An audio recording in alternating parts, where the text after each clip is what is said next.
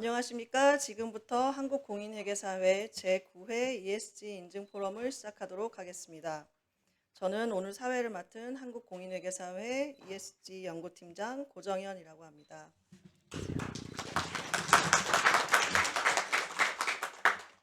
바쁘신 와중에 오늘 포럼에 참석해 주신 여러분들께 감사의 말씀을 드립니다. 오늘 포럼은 지난 1월에 국제윤리기준위원회에서 발표한 국제지속가능성 인증 윤리기준 공개 초안의 주요 내용과 시사점에 대해서 공유드리고 이해관계자 여러분들의 의견을 듣는 자리로 마련하였습니다. 포럼 순서는 개회사와 환영사에 이어 주제 발표를 들으신 후에 잠시 장례를 정리하는 시간을 가지고 종합토론을 이어서 하는 순서로 진행할 예정입니다.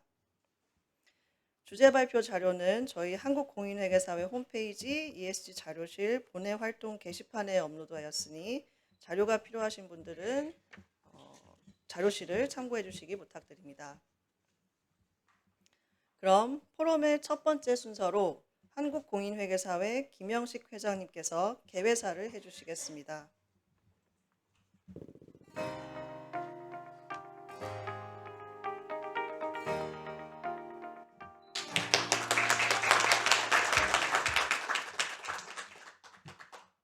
안녕하십니까.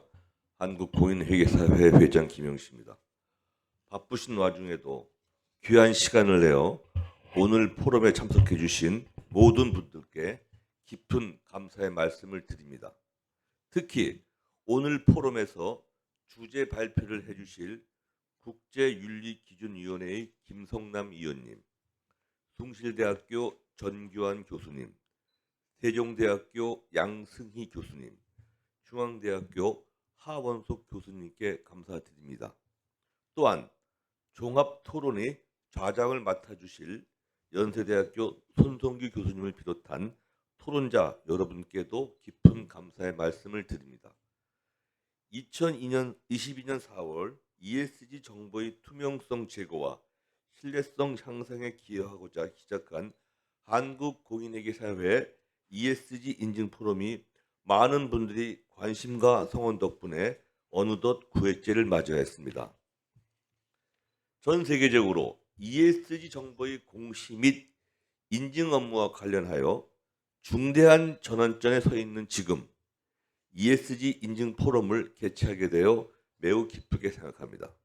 귀빈 여러분, 기업이 공시하는 ESG 정보에 있어서 가장 우선시 되어야 하는 핵심 요소는 바로 정보의 신뢰성입니다. 지난 몇 년 동안 ESG 정보의 신뢰성을 둘러싼 글로벌 환경은 전례 없는 변화를 겪어왔습니다. 기후변화, 지속가능한 경영 등에 대한 정보 이용자들의 관심이 급증함에 따라 ESG 정보의 신뢰성은 그 어느 때보다도 중요시되고 있습니다. ESG 정보의 신뢰성을 확보하기 위해서는 정보를 작성하는 작성자뿐만 아니라 ESG 정보를 인증하는 인증인의 역할이 매우 중요합니다. 이러한 점을 감안하여 국제윤리기준위원회는 ESG 정보의 인증 과정에서 인증인에게 발생할 수 있는 윤리 및 독립성 이슈에 관한 국제지속가능성 인증 윤리기준 공개 초안을 금년 1월에 발표하였습니다. 오늘 인증 포럼은 공개 초안이 다양한 이해관계자들에게 어떠한 의미를 가지는지에 대하여 여러분들이 소중한 의견을 듣는 장이 되었으면 합니다. 끝으로 오늘 포럼이 ESG 정보 인증인의 윤리 및 독립성 수준에 대한 우리의 이해를 넓히는 중요한 이정표로 자리매김하기를 기대합니다. 오늘 포럼에 참석해 주신 모든 분들께 다시 한번 감사의 말씀을 드립니다. 감사합니다.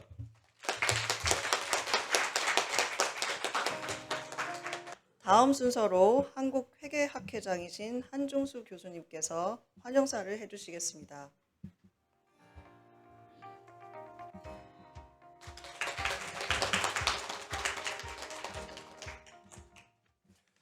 한국회계학회 회장 한종수입니다. 오늘 이 국제 지속가능성 인증 윤리기준 공개 초안 세미나에 오신 모든 분들을 환영하고 또한 감사를 드립니다. 또 특히 오늘 조금 전에 개회사를 해주신 김영식 한국공인회계사회 회장님께도 감사를 드립니다. 저희 회장님께서도 말씀하셨지만 저는 오늘의 세미나가 이 지속가능성 보고의 성공에 큰 밑거름이 되는 매우 중요한 세미나라고 생각을 합니다. 다들 아시는 것처럼 작년 6월에 ISSB가 IFRS 1과 IFRS 2를 발표하였고 그 이후로 지속 가능성 보고는 자율적 공시에서 의무적 공시로 바뀌게 되었습니다. 따라서 지속 가능성 보고는 그 중요성이 어느 때보다도 더 증대되고 있다고 생각할 수 있습니다. 그런데 이런 시점에 ESG 정보의 신뢰성 확보는 매우 시급한 화제로 떠오르고 있고요. 그 이유는 이 지속 가능성 보고가 오래전부터 많은 기업들이 해왔지만 그럼에도 불구하고 지속 가능성 정보의 품질에 대한 논란과 함께 소위 그린워싱이라고 하는 위험성이 계속 지속되어 왔고 있기 때문입니다. 따라서 지속 가능성 정보가 매우 중요함에도 불구하고 그 가치는 훨씬 평가절하되고 있다고 생각을 합니다. 이 지속 가능성 보고의 어떤 신뢰성과 품질을 향상시키기 위해서는 보고 기준이 잘 만들어져야 하는 것은 당연합니다. 하지만 그 전에 저희가 높은 윤리 수준을 가지고 있지 않다고 하면 아무리 많은 노력을 기울인다고 하여도 저희가 지속 가능성 보고의 어떤 객관성, 신뢰성, 품질을 높이는 것은 거의 불가능할 것입니다. 거기다가 지속 가능성 보고의 인증은 공인회계사뿐만 아니라 비공인회계사 또한 수행하고 있고 앞으로도 공인회계사 자격에 상관없이 수행할 수 있는 것으로 가닥을 잡아가고 있고요. 또한 지속 가능성 보고는 전통적인 보고와는 다른 측면도 많이 가지고 있습니다. 예를 들면은 밸류 체인에 대한 보고와 인증 같은 것이 아마 예가 될 것입니다.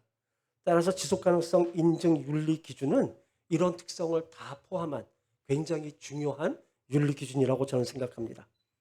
이런 측면에서 국제윤리기준위원회가 발표한 국제지속가능성 인증 윤리기준의 공개초안은 매우 중요한 의미를 가지고 있고 이 공개초안을 발표하고 토론하는 오늘의 세미나 또한 매우 중요하다고 생각합니다. 오늘 세미나를 위해서 많은 분들이 노력을 해주셨고요. 먼저 발표를 맡아주신 김성남 국제윤리기준위원회 위원님, 양승희, 하원석, 전규환 교수님께 깊은 감사를 드립니다. 또한 토론에 있어서 좌장을 맡아주신 손성규 교수님을 비롯해서 강경진 상장협 본부장님, 고은혜 서스틴 베스트 본부장님, 권성식 한국표준협회 센터장님, 이상호 자본시장 연구원님, 그리고 이한성 3.1회기본 상무님께 큰 감사를 드립니다. 오늘의 이 국제지속가능성 인증윤리기준 공개초안 세미나를 통해서 수렴된 의견이 국제지속가능성 인증 윤리기준에 반영되어서 높은 품질의 신뢰성 있는 지속가능성 보고가 이루어지는 기회가 되었으면 좋겠습니다. 감사합니다.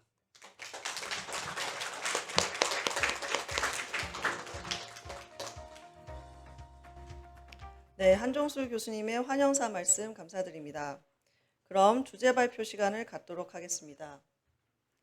주제 발표는 3개의 세션으로 나누어 진행할 예정입니다. 먼저 국제윤리기준위원회 위원이자 한영회계법인 경영자문위원이신 김성남 위원께서 국제윤리기준위원회에 대한 소개와 국제지속가능성 인증윤리기준의 제정 배경에 대해서 발표해 주시겠고, 이어서 세종대학교 양승희 교수님과 중앙대학교 하원석 교수님께서 지속가능성 인증 윤리기준 공개초안의 주요 내용에 대해서 설명해 주시고, 마지막으로 숭실대학교 전규환 교수님께서 지속가능성 인증 윤리기준 공개초안의 주요 내용과 대응 방안에 대해서 말씀해 주시겠습니다. 주제 발표에 대해서 질문이 있으신 분들은 주제 발표 후에 이어서 있을 종합토론 시간에 질문해 주시기 부탁드립니다.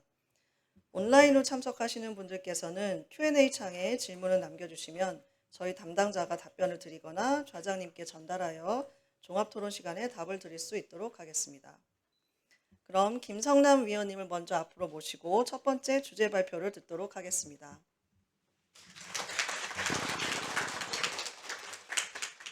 감사합니다. 방금 소개받은 김성남 회계사입니다.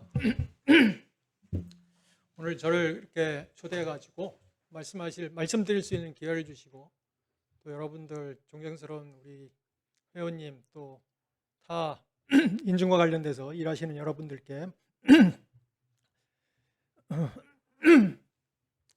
제가 속해서 일하고 있는 IS바 국제윤리기준위원회에 대해서 소개를 드리고요. 또 인증기준과 관련된 이 인증인의 윤리기준이 어떻게 나왔는지 그 배경에 대해서 말씀드릴 수 있는 기회를 갖게 돼서 영광으로 생각합니다.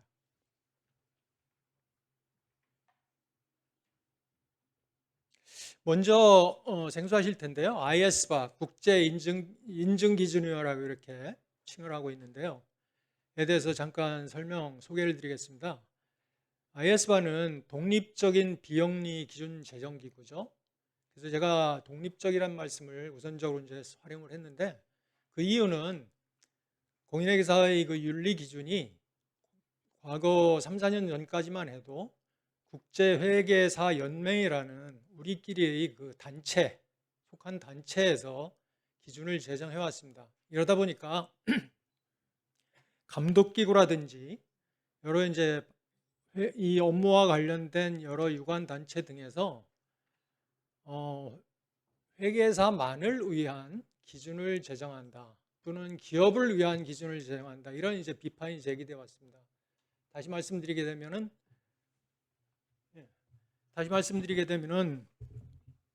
독립적인 입장에서 공익, 퍼블릭 인터리스트라고 표현을 하는데요.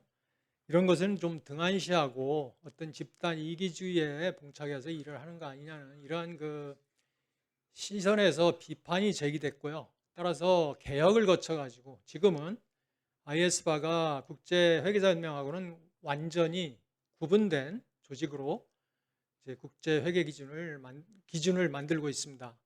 이 관련된 저는 이제 IS바에서 말씀드리지만 또 하나 이제 연관성이 있는 기관이 IASB라고요.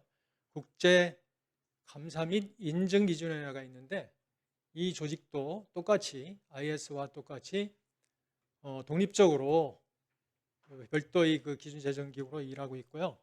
따라서 이 IS바와 IASB는 지금 그 PIOB라고 해가지고 Public Interest Oversight Body라고요.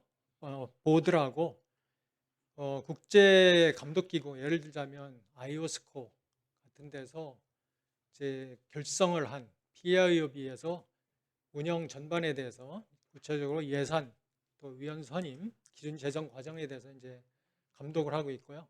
제가 3년 전에 처음 이제 IS바를 위해서 일할 때는 18명의 위원이 있었는데 지금은 17명 또 내년부터는 16명으로 이제 위원이 바뀔 예정이고요. 지금 전체 17명의 위원회 구성이 상당히 다양합니다. 경력도 회계법인 기업 학계 다양할 뿐더러 또 출신 국가도요. 미국을 제외한 모든 국가에서 15국가가 되는데 이렇게 위원들이 참석을 해가지고 다양한 시각을 가지고 이제 논의에 참여를 하고 있고요. 또한 방금 말씀드렸던 것 같이 독립성의 측면에서 회계업계의 어떤 의견에 의해서 기준 제정이 좌우되지 않도록 하기 위해 가지고 회계업계 출신의 위원 수를 총 5명으로 제한을 하고 있습니다. 따라서 이런 그 IS와는요 국제적으로 적용 가능한 공인회계사의 윤리기준과 감사의 독립성 기준을 제정하기 위해서 그러면서 이제 공익에 기여하고자 하는 목적에서 이제 활동을 하고 있습니다. 이와 연관져 가지고 말씀드리고 싶은 것은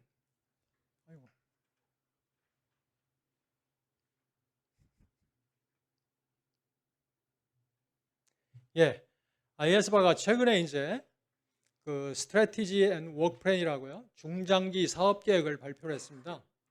IS바는 독단적으로 어떤 의안을 채택해서 일하는 것이 아니고 향후 3, 4년 동안 어떤 방향성을 가지고 일을 하기 위해서 사전적으로 의견 교환, 의견 수렴을 거쳐 가지고 이런 SWP를 작성을 하고요. 그래서 이걸 최근에 이제 발표를 했습니다. 이에 의할 것 같으면 앞으로 IS바가 일하고자 하는 중요한 방향을 가름할 수가 있는데요. 첫 번째가 회계법인의 그 조직 문화와 지배 기구가 되겠습니다. 지금 현재 IS바가 제정하고 있는 윤리 기준에서도 조직 문화, 회계법인의 조직 문화와 그 지배 기구에 대해서 언급을 하고 있지만 최근에 이제 우리한테는 잘 소개되지 않고 있지만 다양한 그런 그 문제가 국제적으로 제기가 돼 가지고요. 기준을 정비, 개정해야 될 필요성이 제기되고 있습니다. 예를 들자면 그 최근에 작년에 호주에서 발생한 문제인데요. 호주의 대형 회계법인의 파트너가 정부의 그 조사와 관련된 위원회에 참석을 해가지고 일을 하면서 얻은 정보를 활용을 해가지고 자기의 그 비즈니스를 함으로 인해 가지고 큰 어떤 스캔들이 발생을 했고요. 또한 회계법인 측면에서 보면은 우리가 회계법인 공인회계사 각각 개개인이 매년 독립성과 관련된 윤리 교육을 받지 않습니까? 이러닝을 많이 하는데 이런 이러닝을 하게 되면 마지막에 이제 테스트를 받는데요. 그 테스트와 관련된 시험 문제 정답을 누군가가 만들어 가지고 동료들한테 뿌려 가지고 실질적으로 교육의 효과성을 완전히 허물어뜨리는 그런 문제가 국제적으로 여러 나라에서 여러 법인에서 발생을 하고 있는데 이런 것이 왜 발생하고 있는지를 또 이런 것에 대해 가지고 어떤 기준적인 측면에서 어떤 대처를 해야 되는지를 지금 검토하고자 했고요. 또 이제 IS바에서 하고자 하는 일은 회계사가 아닌 조직에 대해서도 우리 IS바가 만드는 기준을 좀 소개하고 이런 그 임팩트를 좀 주도록 하기 위한 노력을 많이 하고 있고요. 이와 연관져 가지고 말씀드리고 싶은 것은 최근에 그 ED로서 제시하고 오늘 논의를 하게 될 그 지속 가능성 인증과 관련돼서 보다 많은 비회계사 조직에서 이 인증 기준을 활용할 수 있도록 하기 위해서 국제 인정 협력 기구 IAF라는 그 단체가 있습니다. 이런 단체와 전략적인 파트너십을 체결해 가지고 보다 많은 비회계사 조직이 이런 IS바의 기준을 활용할 수 있도록 할 예정이고요. 또 기타 뭐 여러 가지 말씀이 있지만 하나 더 말씀드리고 싶은 것은 테크놀로지, 지금 이제 기술이 발전됨으로 인해 가지고 상당히 기존의 전통적인 시각의 그 윤리 기준이나 독립성 기준으로 판단하지 못했던 문제가 많이 발생을 하고 있거든요. 그래서 이런 그 기술 발전에 대해 가지고 우리 회계사들이 어떻게 대처를 해 나가야 하는지 윤리적인 차원에서 접근을 하고자 하는 것이 지금 최근에 발표된 향후 3, 4년 동안의 그 SWP 내용이라고 이해하시면 좋겠습니다. 예, 지금 우리 ISO에서 만든 기준을 쉽게 말해서 코드라고 부르고 있습니다. COD, 코드라고 부르고 있고요. 코드 체계를 좀 잠깐 이렇게 보여드리기 위해서 가져왔고 이 체계를 잘 이해하시면 다음에 이제 발표하실 세 분 교수님들의 내용에도 도움이 될 것 같은데요. 지금 가장 오른편에 있는 New라고 써 있는 데는 앞으로 논의할 방향이기 때문에 지금 제외를 하고 지금 이 현행의 코드는 왼편에 보듯이 파트 1이 있고요. 1은 근간이 되는 이 코드의 윤리 기준의 근간이 되는 내용, 기본 원칙, 율 등이 이제 기재가 되어 있고요. 파트 2는 이제 비개업 공인회계사, 기업에 근무하시는 분, 이 업무를 수행하시는데 이제 활용할 그런 기준이 파트 2가 되고요. 파트 3는 이제 회계법인 등에 근무하고 계시는 개업 공인회계사가 준수해야 되는 기준을 정하고 있는 부분이 파트 3가 됩니다. 그런 다음에 이제 여기까지는 파트 1, 2, 3는 윤리 기준이 되고요. 파트 4와 파트 4A와 4B가 있는데 4A는 감사와 검토 업무를 수행할 때 지켜야 되는 그 독립성 기준이고 파트 4B는 감사와 검토를 제외한 기타의 인증 업무를 수행하는 경우에 준수해야 되는 기준이라고 이해하시면 되겠습니다. 이런 상황에서 제가 오늘 좀 말씀드리고자 하는 것은 그럼 우리 그 공인회계사의 윤리 기준을 제정하는 IS바에서 어떻게 이런 그 공인회사뿐만 아니고 비공인회사까지 아울러 가지고 여러분들이 지금 일에 참여하고 계시는 지속 가능성 업무와 관련된 윤리 기준을 제정하게 됐느냐에 대해서 말씀을 좀 잠깐 드리겠습니다. 다 아까 한종수 교수님께서 말씀하신 것 같이 지속 가능성 정보의 중요성이 증대됐고요. 그린 워싱도 있고 또 뭐 요즘에 신조어로서 그린 허싱이라고 또 말도 하고 있거든요. 그런 문제점이 여러 가지로 이제 대두되다 보니까 이제 국제감독기구 IOSCO 국제증권관리위원회라고 이렇게 우리말로 하고 있고요. 여기에는 이제 우리 금융감독원, 금융위원회, 거래소, 또 예보공사 이런 데가 다 멤버로 참여를 하고 있는데요. 여기에서 IS바에 요청을 해가지고 시급히 빨리 모든 인증자가, 제가 말씀드린 모든에는 회계사뿐만 아니고 비회계사를 다 아우르는 개념입니다. 준수할 수 있는 인증과 관련된 윤리 기준을 제정해달라는 이런 요청이 있어서 저희들이 착수를 하게 됐고요. 그런 이와 이제 이로 인해 가지고 2022년 12월에 이제 시급히 기준 제정에 착수를 했고, 그다음에 그 착수를 함에 있어 가지고 전 세계적인 그 어떤 여론 형성 작업이죠, 탐색이죠. 어떤 방향으로 기준을 제정해야 할지를 이제 판단하기 위해 가지고 글로벌 라운드 테이블을 4군데에서 진행을 했습니다. 그러니까 이렇게 모여가지고 발제를 하고 발제 큰 스트럭처와 관련된 문제에 대해 가지고 의견을 이제 수렴하는 과정이었는데요. 파리, 시드니, 싱가포르, 뉴욕 여기에서 그 글로벌 라운드 테이블이 있었습니다. 그러면서 이제 또 인증과 관련된 윤리 기준이기 때문에 인증 기준과 그 윤리 기준이 긴밀하게 밀접되어 있습니다. 불가분의 관계가 있기 때문에요. 그 IWSB 아까 말씀드렸던 감사 및 인증 기준위와도 긴밀히 협의를 하고, 또한 그 전문가 그룹을 형성을 해가지고요, SRG라고 Sustainability Reference 그룹을 만들어서 이 그룹에는 회계사가 아닌 그 업계의 ESG와 관련된 전문가의 의견을 들어가면서 기준 제정을 해왔던 것이죠. 여기서 하나 제가 ESG와 관련돼 가지고 말씀을 드렸는데요. 아울러서 좀 강조하고 싶은 것이 하나 있습니다. 죄송합니다. 아이고.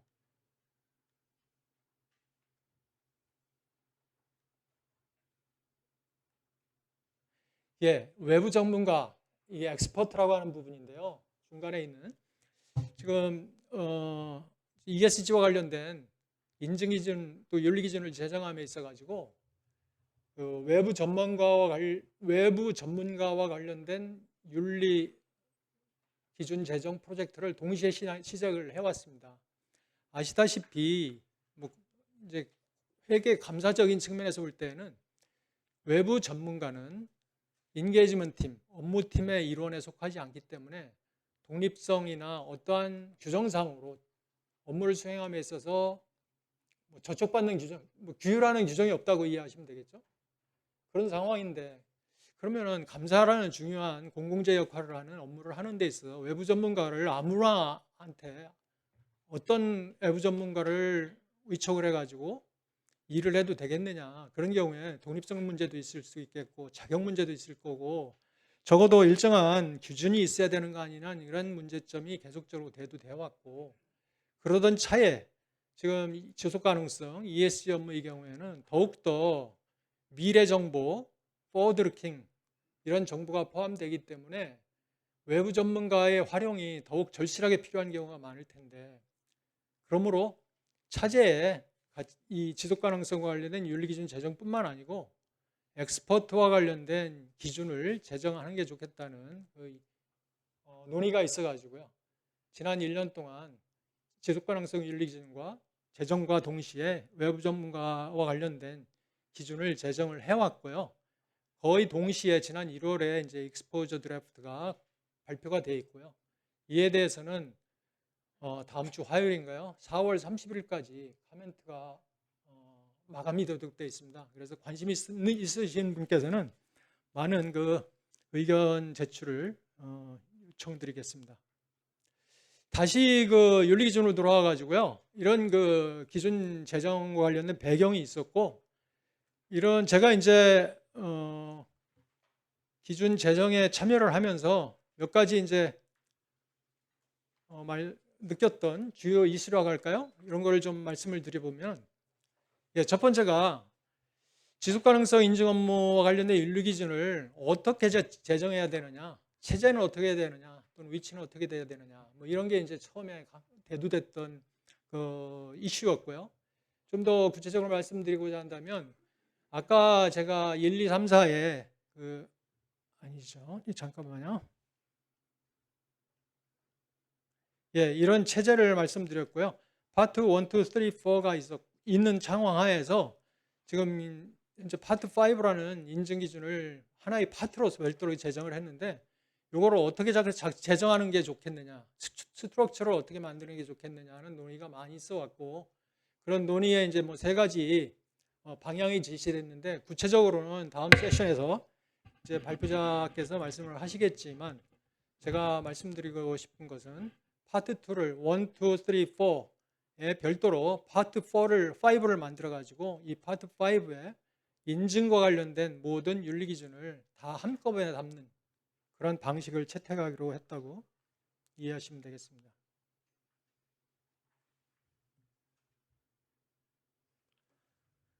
두 번째가요. 지금 윤리 기준은 이제 회계 감사를 근간으로 해서 이렇게 제정이 되어 왔는데, 그러면 회계 감사와 지속 가능성 인증 업무가 추구하는 목적 또는 우리가 지향해야 되는 그런 공익의 수준, 퍼블릭 인터레스트를 어떻게 비교를 할 수 있겠느냐, 이런 이제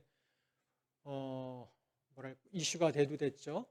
그래서 회계감사는 뭐 많이 오랫동안 그 제도가 정착되었던 부분이고요. 지속 가능성도 그러면 이 업무는 진행이 되고 있는 이제 지금 시작된 업무이긴 한데, 이 지속 가능성을 통해서 우리가 이용자한테 어느 정도의 그 혜택과 이익, 공익 이런 걸 전달해야 되느냐, 그 수준이 다를 것이냐, 같을 것이냐, 이런 이제 그 논의가 있었고요. 결론적으로는 감사와 지속 가능성 인증 업무가 추구하는 퍼블릭 인터레스트, 공익의 수준은 동일하다고 보는 것이 좋겠다. 일반 투자자들이 뭐 증권 시장에서 투자를 할 경우에 회계감사 보고서뿐만 아니고 인증 보고서도 동일한 수준으로서 본인들이 원하고자 하는 정보를 얻고, 그 정보에 대한 어떤 신뢰성을 부여하기 위해서는 일하는 사람이 동일한 정도의 엄격성을 가지고 일을 하는 게 좋겠다, 이렇게 얘기를 했고요. 그렇게 논의가 이루어졌고, 따라서 이런 근간에는 또한 통합보고, 앞으로 향후 언제가 될지는 모르겠습니다만은 역사적인 재무정보하고요, 또 그 비재무정보가 동일선상에서 한 뭐 인증인이 또는 감사인이 두 가지 업무를 다 같이 하는 것을 전제로 해가지고 지금 이제 논의가 시작되고 있는 거죠. 그런 거를 봤을 때도 공익은 수준이 추구하고자 하는 공익은 동일하다고 이제 판단을 하고 있고요. 또 많은 논의가 있었던 것이 이제 품질 관리 기준입니다. 우리 회계법인에 근무하시는 분 입장에서는 품질 관리 기준, 또 ISQM1이라는 게 상당히 익숙한 용어이긴 합니다. 그런데 이제 비회계법인 또 비회계사인 분들한테는, 그러면 회계법인에서 지금 뭐 운용하고 있는 품질 관리 수준과 동일한 수준의 품질 관리 수준을 지켜야 된다고 얘기를 하는데, 그 영어로 표현하게 되면 앞에 화면에서 보시듯이 Enlist as demanding as ISQM1인데요. 이게 그러면 어디까지 해야 되는 것이, 비회계법인의 입장에서는 어디까지 쫓아가야 되느냐? 그럼 ISQM1 말고는 어떤 다른 기준이 없는 것이냐? 이런 게 상당히 많은 질문으로 제기됐고, 많은 논의가 있었던 부분이라고 이해하시면 되겠고요. 또 세 번째는 주의 이슈로서 지금은 이제 인증 업무를 수행함에 있어 가지고 지켜야 되는 기준이라고 말씀을 드렸어요. 거기에는 윤리 기준이 있고 독립성 기준이 있습니다. 그런데 비회계사가 지속 가능성 보고 업무를 하는 경우에 지켜야 하는 기준은 어떻게 할 것이냐, 이런 문제가 이제 나왔고요.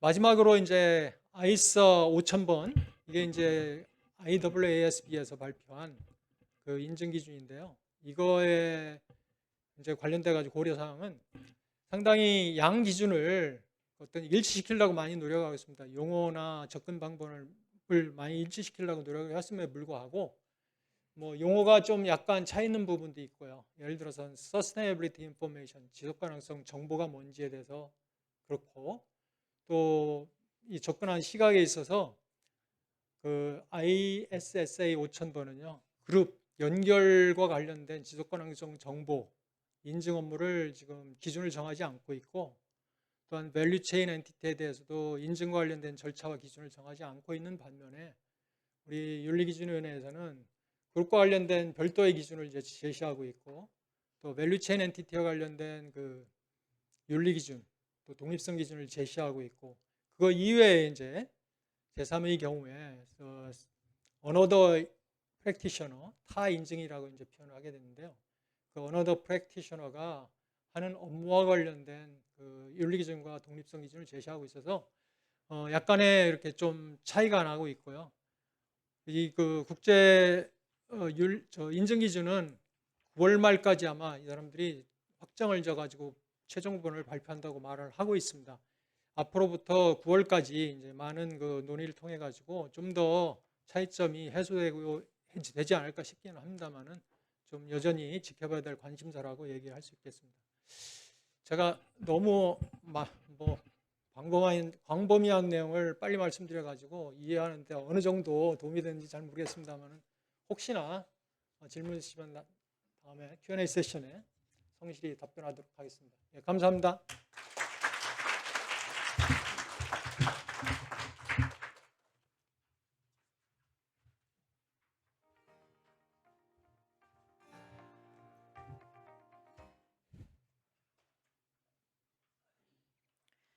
안녕하십니까. 저는 두 번째 세션의 앞부분 발표를 맡은 세종대학교 경영학부의 양승희 교수라고 합니다. 본 발표를 통해서는 국제지속가능성 인증 윤리기준, ISR라고도 불리는 윤리기준 공개 초안의 주요 내용에 대해서 설명을 드리겠습니다. 네, 이 목차를 보시면 첫 번째에서 세 번째 부분의 내용은 제가 발표를 하겠고, 마지막 외부 전문가가 수행한 업무의 활용 부분은 중앙대학교 하원석 교수님께서 발표해 주시겠습니다. 네, 우선 ISR 공개 초안의 주요 특징에 대해서 간략하게 소개를 해드리겠습니다. 앞에 김성남 위원님께서 발표해 주신 내용과 겹치는 부분은 조금 빠르게 말씀드리겠습니다. 본 윤리기준의 특징은 이 4가지 키워드를 살펴보시면 될 것 같습니다. 첫 번째는 범용성입니다. 이 인증 업무를 수행하는 주체가 공인회계사든 비공인회계사든 쉽게 이해하고 적용할 수 있도록 설계되었고요. 두 번째, 체계 중립성이라 함은 국가마다 그리고 같은 국가 내에서도 회사마다 서로 다른 지속 가능성 정보의 작성 기준 및 인증 기준을 사용할 수가 있는데 어떤 기준에 근거하든 적용될 수 있는 윤리 기준을 만들 것을 표방하였습니다. 세 번째로 본 윤리 기준은 감사 기준과 상당한 동등성을 갖고 있습니다. 그 이유는 재무제표 정보 감사 시 요구되는 높은 수준의 윤리 기준이 본 지속 가능성 인증 업무에도 동일하게 적용돼야 한다는 전제하에 있습니다. 동시에 또 본 기준은 독립성이 있습니다. 아까 체계를 보여주신 것처럼 제5부 지속 가능성 인증 업무에 적용되는 윤리 기준은 이제 그 업무 자체의 특징을 반영할 수 있도록 독립적으로 설계가 되었습니다. 아까 보여주신 체계이기 때문에 간단히 넘어가고 본 발표를 통해서는 제5부 윤리 기준의 주요 내용에 대해서 설명드리는 것으로 이해해 주시면 되겠습니다. 본 윤리 기준에서 사용되는 주요한 용어 몇 가지를 말씀드리고 주요 내용으로 넘어가겠습니다. 우선 이 지속가능성 정보에 대한 인증 업무를 수행하는 주체를 지속가능성 인증인, 그리고 이 인증인에게 업무를 맡긴, 의뢰한 클라이언트를 지속가능성 인증 의뢰인이라고 지칭을 하고요. 이 인증 대상이 되는 정보는 지속가능성 정보, 이 해당 업무는 지속가능성 인증 업무라고 표현이 되어 있다는 점을 참고해 주시면 좋을 것 같습니다. 두 번째로는 이 제5부의 윤리 기준에 대해서 주요 내용에 대해서 말씀을 드리도록 하겠습니다. 우선 이 윤리 기준의 적용 범위를 명확히 해야 할 것 같습니다. 윤리 기준 적용 범위에 해당이 되는 업무는 모든 지속 가능성 인증 업무가 기본적으로 포함이 되고 또한 지속가능성 인증인이 이 지속가능성 인증 의뢰인, 즉 클라이언트에게 다른 전문 서비스도 제공을 한다면 그런 서비스 역시 본 윤리 기준의 적용 범위에 해당이 됩니다. 예를 들어서 어떤 컨설팅 회사가 특정 클라이언트에게 지속가능성 인증 업무와 컨설팅 업무를 동시에 제공한다라고 하면 이 모든 업무가 윤리 기준 적용 범위에 해당이 됩니다. 반면에 이 컨설팅 펌이 다른 클라이언트에게는 컨설팅 서비스만 제공을 한다라고 하면 그러한 전문 서비스는 본 윤리 기준 적용 범위에 해당이 되지 않습니다. 다만 이때는 인증인이 어떤 특성을 갖느냐에 따라 또 따라야 될 윤리 기준이 조금 달라지게 됩니다. 만약 인증인이 공인회계사다라고 하면 공인회계사이기 때문에 윤리 기준 제1에서 제4비부 기존 체계를 이제 적용을 받게 되고요. 만약 인증인이 비공인회계사라고 한다면 명시적으로 윤리 기준을 준수하여야 하는 의무를 갖진 않지만 윤리기준 제1에서 제4비부를 적용할 것을 권고를 받고 있습니다. 그 이유는 이 인증인이 다른 전문 서비스를 수행할 때 그 업무의 질 또한 이들이 수행하는 지속가능성 인증 업무에 영향을 미칠 수 있다라는 전제가 있기 때문입니다. 그렇다면 윤리기준의 주요 내용은 사실상 재무제표 감사에 대한 윤리기준과 유사한 부분이 굉장히 많기 때문에 본 발표는 시간 관계상 조금 차이가 있는 수정이 되거나 추가된 부분 위주로 말씀을 드리겠습니다. 그래서 윤리기준에서는 크게 다음과 같은 6가지 사항들을 다루고 있는데요. 이 중에 다른 내용은 감사에 대한 윤리기준과 상당히 비슷하고 마지막 법규 위반에 대한 대응 측면에서 조금 추가된 내용이 있어서 설명을 드리겠습니다. 본 윤리기준 제5부에서는 지속가능성 인증인이 인증 업무를 수행하다가 클라이언트의 법규 위반 행위를 발견한 경우에는 이를 이 클라이언트의 외부 감사인에게 커뮤니케이션 할 것을 고려하라라고 명시를 하고 있습니다. 또한 이와 대칭적으로 지속가능성 인증 의뢰인의 외부 감사인 또한 업무를 수행하다가 법규 위반 행위를 발견한 경우에는 이를 지속가능성 인증인에게 커뮤니케이션 할 것을 고려하게 하여서 이제 상호 커뮤니케이션을 이제 장려하고 있는 것으로 보시면 되겠습니다. 그 이유는 재무제표 감사 업무와 지속가능성 인증 업무 모두 공적 이익을 추구하는 것이기 때문에 한 주체가 법규 위반 행위를 발견한 경우 다른 주체에게도 커뮤니케이션 할 것을 독려하는 것으로 이해하시면 되겠습니다. 다음으로는 제5부 윤리기준에 포함된 독립성 기준의 주요 내용에 대해서 설명을 드리도록 하겠습니다. 이 제5부 독립성 기준이 적용되는 범위에 해당하는 업무는 특수 목적이 아닌 일반 목적으로 작성되는 지속가능성 정보에 대한 인증 업무, 그리고 법규에 따라 제공되거나 일반에 공개되는 지속가능성 인증 업무가 이 제5부 독립성 기준을 적용을 받습니다. 반면에 특수한 목적, 즉 특정 이용자의 정보 필요성을 측정하도록 되었거나 회사가 자체적으로 개발한 준거 기준에 따라 보고되거나 아니면 일반에 공개되지 않고 그 사용 및 배포가 제한된 지속가능성 인증 업무는 제5부가 아닌 제4비부의 독립성 기준을 따르도록 되어 있어서 이 적용 범위를 한번 확인해 보시면 좋겠습니다. 독립성 기준도 이제 크게 재무제표 감사 및 검토에 대한 윤리기준에 포함된 독립성 기준 내용과 상당 부분 유사하되 지속가능성 인증 업무의 독자적인 특성을 반영할 수 있도록 설계된 것으로 보시면 되겠습니다. 그래서 크게 이 6가지 주요 내용을 다루고 있다고 할 때 각각의 주요 내용을 간단히 설명을 드리겠습니다. 우선 앞선 발표에서도 언급해 주신 것처럼 지속가능성 인증에 대한 윤리기준에서는 이 인증인이 적절한 품질 관리 시스템을 설계, 구축 및 운영을 해야 할 것이다 라고 이야기를 하고 있습니다. 다만 이 체계의 중립적인 특성 때문에 어떤 특정 품질 관리 기준을 준수하라라고 되어 있지는 않고 그것은 이제 각자의 판단에 따라 결정하는 것으로 되어 있습니다.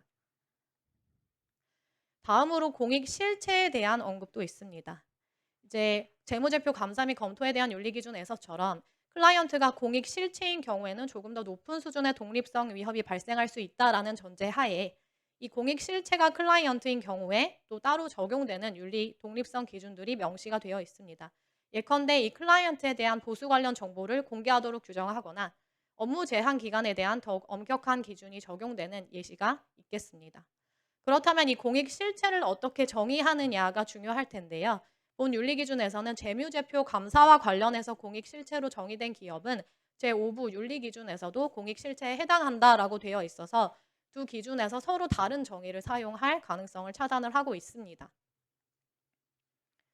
다음으로 어떤 국가에서는 지속가능성 정보를 연결 단위로 작성을 하거나 인증할 것을 요구하기도 합니다. 그런 경우에 이제 그룹 지속가능성 정보에 대한 의견을 표명하는 경우가 생길 수가 있겠습니다. 그래서 본 윤리기준에서는 그룹 지속가능성 인증 업무에 대한 윤리기준을 이제 별도의 섹션으로 제시를 하고 있습니다.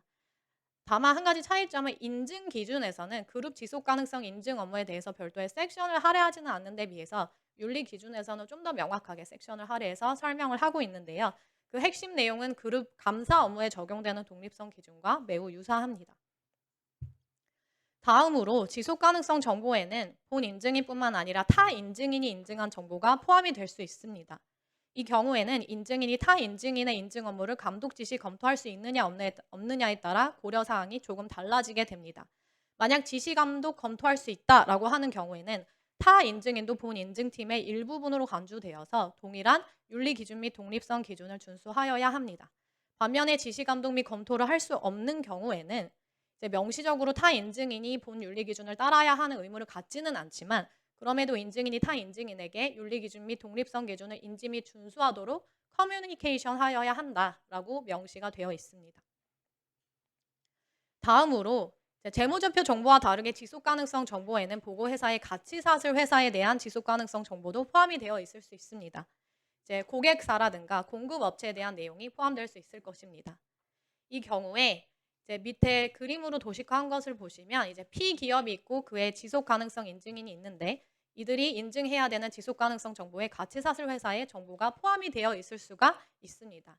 이때 가치 사슬 회사에 대해서 윤리 기준에서 별도의 정의를 제공하지는 않되 그 작성 기준 상의 정의를 따르도록 하고 있습니다. 이때 지속 가능성 인증인이 이 가치 사슬 회사의 정보에 대해서 인증 업무를 수행하는 방법은 크게 세 가지로 제시가 되어 있습니다. 첫 번째, 가치 사슬 회사에 직접 가서 인증 업무를 수행하는 경우가 있을 수 있습니다. 이 경우에는 인증인이 자신의 클라이언트뿐만 아니라 해당 가치 사슬 회사로부터도 독립적이어야 한다라고 되어 있고요. 두 번째 케이스로 가치 사슬 회사에 직접 가지는 않지만 그 회사 또한 별도로 고용한 인증인이 있어서 그의 업무를 활용하는 방법이 있습니다. 그 경우에는 가치 사슬 회사의 지속 가능성 인증인이 가치 사슬 회사로부터 독립적이라고 확신할 수 있어야 한다라고 되어 있는데요. 케이스 바이 케이스로 이런 확인을 받기는 조금 어렵기 때문에 실용적인 접근법으로 독립성 확인서와 같은 표준화된 문서를 받을 수 있다라고 되어 있습니다. 마지막으로 지속 가능성 인증 의뢰인이 직접 가치 사슬 회사에 가거나 그 회사의 인증인의 정보를 활용을 하진 않고 자신의 클라이언트가 제공한 가치 사슬 회사의 정보에 대한 인증 업무를 다소 간접적으로 수행을 할 수도 있습니다. 이 경우에는 인증인이 자신의 클라이언트로부터 독립적이어야 한다라고 되어 있습니다. 이 중에 두 번째 케이스와 관련해서 이제 관련된 상황을 아래 그림에 도식화를 해봤습니다. 이 경우에 추가적인 고려 사항은 만약 P기업의 지속 가능성 인증인이 P기업의 가치 사슬 회사와 어떤 특정 이해관계를 가질 때 이것이 P기업과의 독립성에 이제 관계가 있을 수 있음을 인지하고 있거나 이와 같이 믿을 만한 사유가 있는 경우에는 이를 고려하라라고 명시하고 있습니다. 마지막으로 이제 재무제표 감사에 대한 윤리 기준에도 비인증 업무 관련 독립성 고려 사항이 제시된 것처럼 지속 가능성 인증 의뢰인에 대한 비인증 업무를 제공하는 경우에 독립성 고려 사항도 제시가 되어 있습니다. 큰 틀에서는 외부 감사 업무에서 고려해야 되는 사항과 매우 유사하지만 일부 차이점이 있는데요. 우선 재무제표 감사에 대한 윤리 기준에서는 회계 처리 및 기장 대리 서비스가 이제 가장 중요한 첫 번째 비인증 업무로 열거가 된 반면에 본 윤리 기준에서는 이제 첫 번째 카테고리인 지속 가능성 데이터 및 정보 서비스에 그러한 회계 처리 및 기장 대리 서비스가 포함이 되어 있어서 그 중요도가 다소 낮게 다뤄지고 있는 것을 보실 수 있고요. 그리고 가치평가는 재무제표 감사에도 열거된 비인증 업무이지만 여기에 더해서 지속 가능성 인증인은 예측 업무도 자주 수행을 하기 때문에 예측 업무도 비인증 업무로 나열이 되어 있습니다. 그리고 경우에 따라 지속 가능성 인증인이 감사 업무도 병행을 할 수가 있는데요. 본 윤리 기준에서는 그것을 금지하지는 않되 보수와 관련해서는 감사 보수 대비 지속 가능성 인증 업무에 대한 보수가 지나치게 높은 경우 독립성에 위협을 줄 수 있기 때문에 보수 비율을 고려하라고 명시를 하고 또한 업무 기간 또한 너무 장기간이 될 경우 유착 위협이 발생할 수 있기 때문에 잘 판단을 해야 된다라고 이야기를 하고 있습니다. 여기까지가 이제 제가 준비한 내용이고요. 제 4장 외부 전문가가 수행한 업무의 활용은 중앙대 하원석 교수님께서 발표해 주시겠습니다.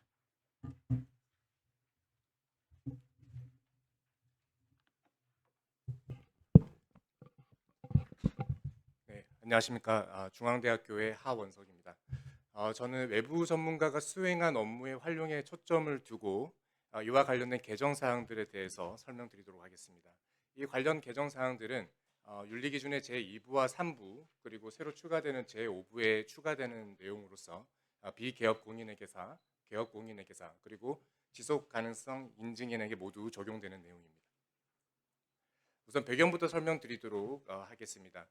최근 들어서 전문가가 지속 가능성, 추정치 그리고 기술 관련 업무에 관여하는 경우가 굉장히 증가하고 있는 그런 상황 속에서 많은 이해관계자들은 이런 감사나 기타 인증 업무에서 외부 전문가를 활용할 때 이들에게 독립성 요구사항을 준수하도록 해야 하는지에 대해서 문제 제기가 이루어졌습니다. 그래서 국제윤리기준위원회에서는 공인회계사나 지속가능성 인증인이 감사 보고서나 인증 보고서를 최종적으로 승인할 책임을 가지고 있기 때문에 외부 전문가에게 독립성을 준수할 것을 요구하기보다는 이 외부 전문가가 충분히 객관적인지를 평가하도록 요구하는 것으로 결론을 내렸습니다.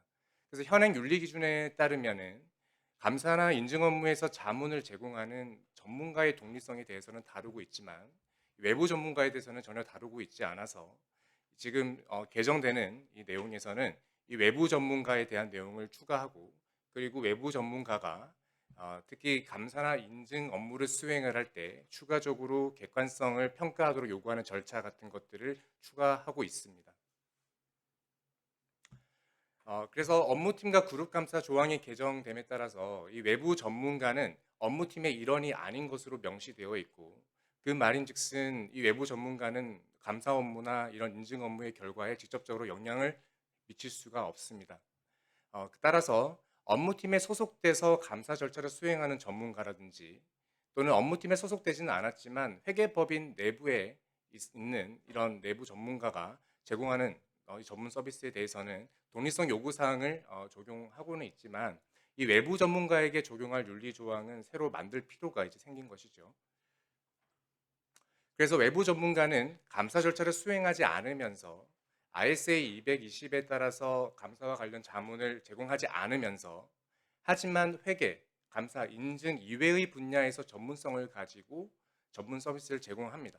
이 외부 전문가는 회계법인과 계약을 체결하고 있다는 점에서 회계법인이 직접 고용하고 있는 내부 전문가와도 구분됩니다. 이 외부 전문가는 독립성 요구사항을 적용받지는 않지만 이 외부 전문가를 활용하는 공인회계사나 지속가능성 인증인은 독립성 요소를 고려해서 객관성을 평가해야 합니다.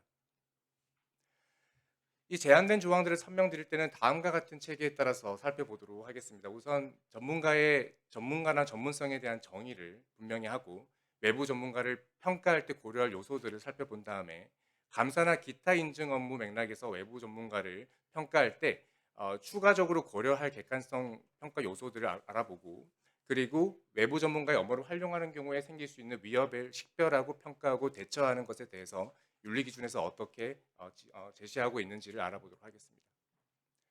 전문성은 특정 분야의 지식과 기술로 정의하고 있으며 전문가는 공인회계사 또 지속가능성 인증인의 적격성 이외의 분야에서 전문성을 가지고 있는 개인, 조직을 의미합니다. 이 외부 전문가는 전문가 중에서도 지속가능성 인증인과 회계법인과 계약을 체결하고 감사나 인증 분야 이외의 분야에서 전문성을 가지고 있으면서 하지만 감사나 검토, 인증 업무에 직접적으로 영향을 미칠 수 없는 그런 내부 전문가입니다.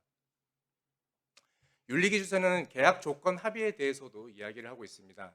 이 계약 조건에는 외부 전문가가 수행할 업무의 성격과 범위, 목적을 분명히 하도록 해야 되고 그리고 이 지속 가능성 인을 외부 전문가를 평가에 필요한 정보를 요구할 것을 합의를 해야만 합니다.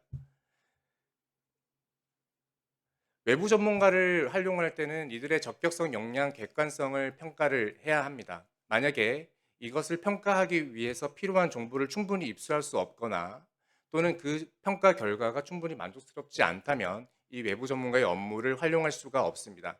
만약에 이들이 감사나 인증 업무에서 역할을 하는 경우에는 객관성을 평가하기 위한 추가적인 조치를 취해야 합니다. 즉 충분히 객관적인 것을 알기 위해서 필요한 정보들을 제공할 것을 요구를 해야는 하는데 이 정보가 사실상 제4부에 있는 독립성 조항과 매우 유사하다는 것이 특징할 만한 사안입니다. 윤리 기준에서는 외부 전문가의 업무를 활용할 때 발생할 수 있는 다양한 위협들을 예시로 들고 있고 이것들을 식별하고 평가하고 대처하는 것이 필요하다는 것을 얘기를 하고 있습니다. 마지막으로 지속 가능성 인증인과 관련해서 추가적으로 고려할 만한 사안들을 두 가지 말씀드리겠습니다. 일단 타 인증인과 외부 전문가가 엄격히 구분된다는 점입니다. 타 인증인은 감사나 인증 업무를 수행할 수 있지만 외부 전문가는 감사나 인증 업무 이외의 분야에서 전문성을 가지고 공인회계사와 지속 가능성 인증인의 업무의 수행을 돕습니다. 그렇기 때문에 이 외부 전문가는 독립성 요구 사항을 적용이 되지가 않고 대신에 적격성, 역량, 객관성 평가 절차를 거쳐야만 합니다. 마지막으로 지속 가능성 가치 사슬 전반에 걸쳐서 전문가를 활용하는 경우에 대한 이야기입니다. 여태까지는 가치 사슬을 전혀 고려하지 않았지만 만약에 이 회사가 가치 사슬 내에서 다른 공급업체나 고객업체와 관계를 맺고 있는 경우에는 이 외부 전문가의 객관성을 평가할 때 인증 업무 대상이 되는 회사뿐만 아니라 가치 사슬 전체에 대해서 객관성 평가를 적용해야 되느냐는 것에 대해서 국제윤리기준위에서는 고려를 하였습니다만 실제로 그렇게 하는 것이 현실적으로 불가능하고 관리도 어렵다는 것으로 결론을 내렸습니다. 따라서 결론은 이 외부 전문가의 객관성 평가 대상은 지속 가능성 인증인이 업무를 수행하는 그 회사에 한정하는 것으로 결론이 정해졌습니다. 이상으로 저희 발표를 마치도록 하겠습니다. 경청해 주셔서 감사합니다.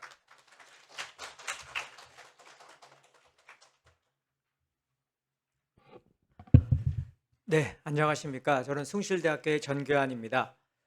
저는 국제지속가능성 인증윤리기준 공개 초안의 주요 이슈와 대응 방안에 대해서 말씀을 드리도록 하겠습니다. 이미 앞부분에서 세 분이 전체적인 배경에 대해서 말씀을 해주셨고 구체적인 내용에 대해서 말씀을 해주셨습니다. 일부 내용이 중복되겠습니다만 제가 지금부터 말씀드리고자 하는 내용은 앞부분에서 설명해 주신 부분이 현재 공개 초안의 내용이라 그러면 그 중에서 어떤 것이 이슈가 되고 있는가, 그리고 제가 지금부터 말씀드리는 내용들은 그 IS바에서 이제 의견을 요청한 부분이 되겠습니다. 이런 부분에 대해서 어떻게 생각하는가, 이런 부분을 요청한 부분이 되고요.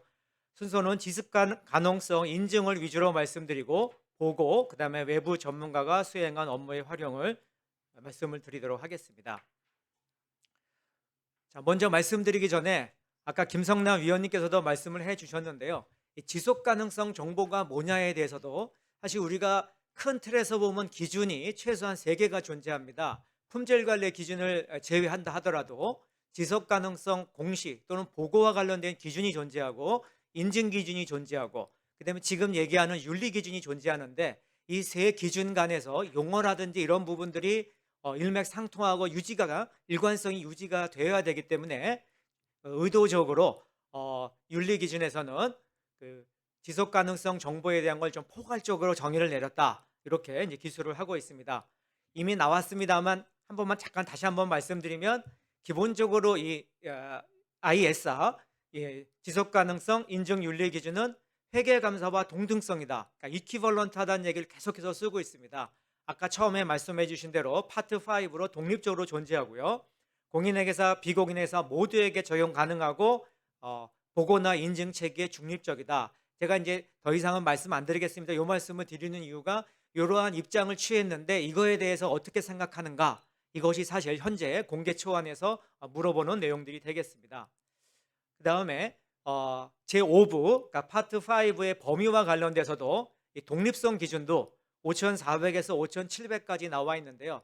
계속해서 항상 말씀드리는 대로 기존의 독립성, 회계 감사의 독립성 기준과 동등한 차원에서 이루어진다는 것을 계속해서 강조를 하고 있습니다. 그러면서 윤리 기준의 범위와 관해서 앞부분에서 말씀을 해주셨는데요.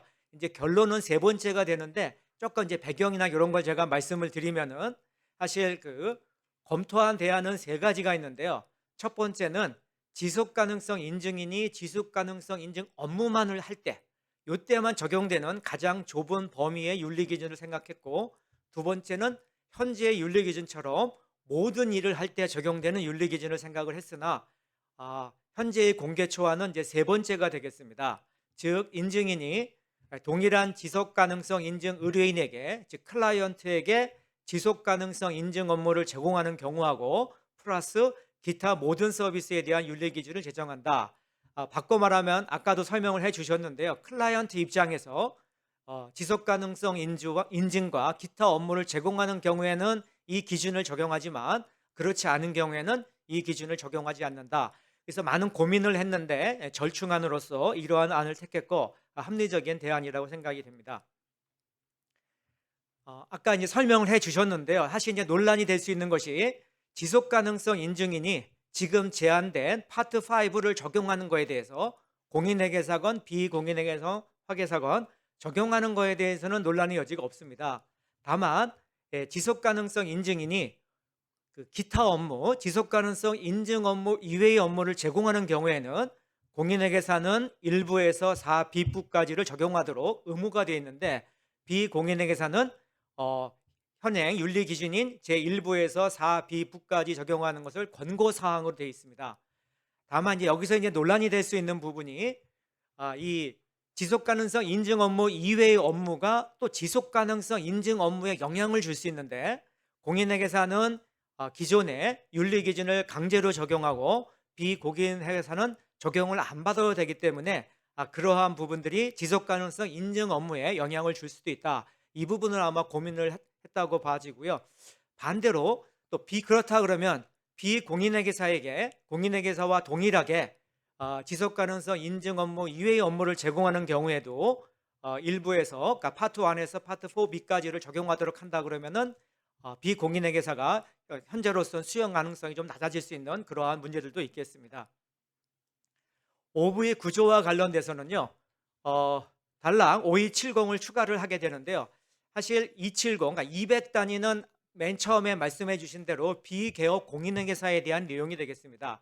그 부분의 상당한 부분이 지속 가능성 인증인에게도 적용이 되지만 이 윤리 강령의 위반 압력과 관련돼서는 더욱 중요하기 때문에 이걸로 5270으로 추가한 부분이 되고요. 이제 법규 위반에 대한 얘기가 나옵니다. 노클라 얘기가 나오게 되는데요. 사실 여기서도 이제 커뮤니케이션을 굉장히 강조하는데요.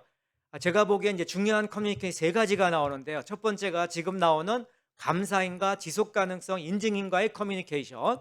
그다음에 뒤에 나오는 그룹 지속 가능성 인증인과 부문 지속 가능성 인증인과의 커뮤니케이션.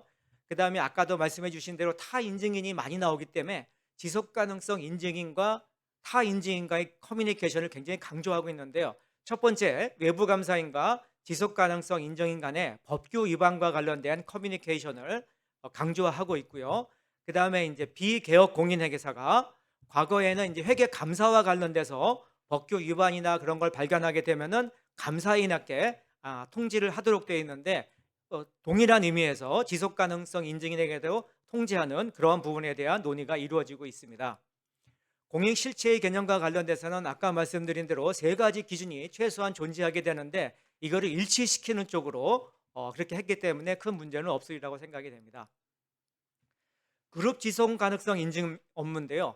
아무래도 이것이 지속 가능성 인증은 밸류 체인으로까지 확대가 되지만 그 이전 단계에서 그룹 지속 가능성 인증 업무가 있게 되고요.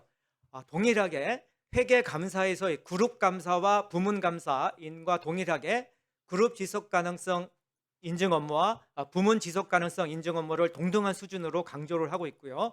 아까 말씀드린 대로 이제 커뮤니케이션이 여러 가지가 나오는데 두 번째로 중요한 커뮤니케이션으로서 그룹 지속 가능성 인증인과 부문 그룹 지속 가능성 인증인 간의 커뮤니케이션이 굉장히 중요함을 강조를 하고 있습니다. 그 다음에 타 인증에 대한 얘기도 계속해서 나오고 있습니다. 아무래도 이 지속 가능성 인증 업무의 특징상 외부 전문가나 타 인증인의 활용이 굉장히 많게 될 텐데요. 이미 앞부분에서 기본적인 개념은 설명해 주셨고요. 그 밑에 부분에 보시면은 동그라미 1번으로서 조금 전에 말씀드린 대로 이제 3번째 커뮤니케이션, 중요한 커뮤니케이션이 되겠습니다. 법인과 타 인증인 간의 커뮤니케이션을 강조하고 있고 아마 이런 부분들은 앞으로도 계속해서 논란이 될 수 있는 부분이라고 생각이 됩니다. 가치사슬 회수와 관련된 인증이고요. 앞부분에 역시 설명해 주신 대로 이 가치사슬도 정의를 내리는 게 굉장히 좀 어려운 측면이 있다고 생각됩니다. 기준마다 다를 수 있어서 그래서 현재의 공개 초안에서는 각종 보고 체계, 예를 들면 뭐 ISSB나 ESRS 등등의 보고 체계에 근거해서 가치 사슬을 정의할 수 있도록 함으로써 좀 융통성을 많이 부여하는 쪽으로 그렇게 정의를 내리고 있어서 실제 적용에는 큰 문제는 없으리라고 생각이 됩니다. 가치 사슬 회사와 관련된 부분인데요. 아마 이 부분도 계속해서 말씀을 해주셨기 때문에 제가 구체적인 설명은 생략을 하고요. 다만 이제 역시 그 기존의 회계 감사, 외부 감사와는 달리 가치 사슬까지 확대가 되게 되면은 물론 현재에도 여러 가지 많은 기술이 되어 있습니다만은 뭐 독립성과 관련된 또는 외부 전문가 활용, 타 인증과 관련된 여러 가지 윤리적 이슈들에 대해서 좀 더 명확하게 할 필요가 있다라는 것을 말씀드릴 수가 있겠습니다. 그 다음에 지속 가능성 인증 의뢰인에 대한 비인증 업무의 제고, 이 부분도 앞으로 아까 말씀해 주셨기 때문에 제가 간단히 언급을 하고 넘어가겠습니다. 이제 기본적으로는 회계 감사에 있어서 감사 서비스와 비감사 서비스에 대한 논의가 있는 것과 동일하게 논의가 되고 있고요. 다만 차이가 나는 것이 앞부분을 잠깐 말씀해 주셨는데요. 회계 기록과 재무제표 작성 업무를 좀 확대해서 지속 가능성 데이터 및 정보, 예측과 관련된 많이 나오는 것이 아무래도 지속 가능성 인증에서는 뭐 future looking 또는 forward looking이라는 표현을 쓰면서 예측 정보와 관련된 이슈들에 대한 내용들이 많이 나오겠습니다. 그 다음에 회계법인이 동일한 의뢰인에 대해서 지속 가능성 인증 업무를 모두 수행하는 게 독립성 문제. 이 이슈도 제가 알기로는 여러 가지 논란이 있었습니다만 결론적으로는 회계 감사와 지속 가능성 인증은 동시에 수행이 가능하다. 다만 거기서 여러 가지 문제들이 나올 수 있는 부분에 대해서 언급이 되어 있고요. 아까도 보수와 장기적인 유대 관계에 대해서 말씀을 해주셨습니다. 따라서 논의사항으로 적어놓은 것은 그 중에서도 유착 위협, 이기적 위협, 압력 위협 등 여러 가지 위협들이 아마 기존의 감사보다는 더 많은 범위 내에서 존재할 수 있으리라고 생각되고요. 우리나라 같은 경우에는 사업보고서에 추가로 공시하는 방안, 또 이제 펌의 용어 정의라고 적어놓은 것은 이제 공개 초안에서는 이제 펌이 나오는데요. 이 펌이 회계 감사를 얘기할 때는 회계법인이 맞는데 또 일반적인 의미에서 펌을 얘기할 때는 꼭 회계법인뿐만 아니라 그 지속가능성 인증기관, 인증법인을 의미하는 것으로 이제 좀 포괄적으로 사용되고 있다는 부분이 되겠습니다. 시행일과 관련돼서는 이것이 아까 말씀드린 대로 인증기준과 윤리기준의 시행일을 일치시키겠다. 뭐 이 부분도 역시 타당하다고 생각이 됩니다. 보고와 관련돼서 말씀을 드리겠습니다. 대부분이 인증기준이었는데요. 인증에 대한 얘기인데 사실 앞부분에서 우리 김성남 위원님도 말씀을 해주셨는데요. 지금 얘기한 건 전부 다 인증 관련된 기준인데 그렇다 그러면 지속가능성 보고와 관련된 기준은 어떻게 하냐? 많은 고민을 한 끝에 현재는 그러니까 인증은 회계사, 비회계사 모두 적용되지만 보고와 관련된 윤리기준은 회계사만 적용하는 것으로 현재 안이 그렇게 되고요. 향후 내년부터 비공인회계사도 적용할 수 있는 윤리기준, 보고와 관련된 윤리기준을 제정하는 것으로 그렇게 계획을 하고 있는 걸로 알고 있습니다. 그 외에도 여러 가지 윤리기준, 그러니까 기본적으로는 지속가능성 인증과 관련된 부분인데요. 이 부분을 보다 보면은 부득이하게 기존에 있는 그 파트 1부터 파트 4B까지도 이제 수정하게 되는 그러한 이슈들이 나오게 되고요. 그러니까 대표적인 부분으로서 역시 그러니까 섹션 220이기 때문에 220은 비개업 공인회계사에 대한 내용인데 이 부분과 관련돼서도 역시 파트 5에서 추가로 다루고 있습니다.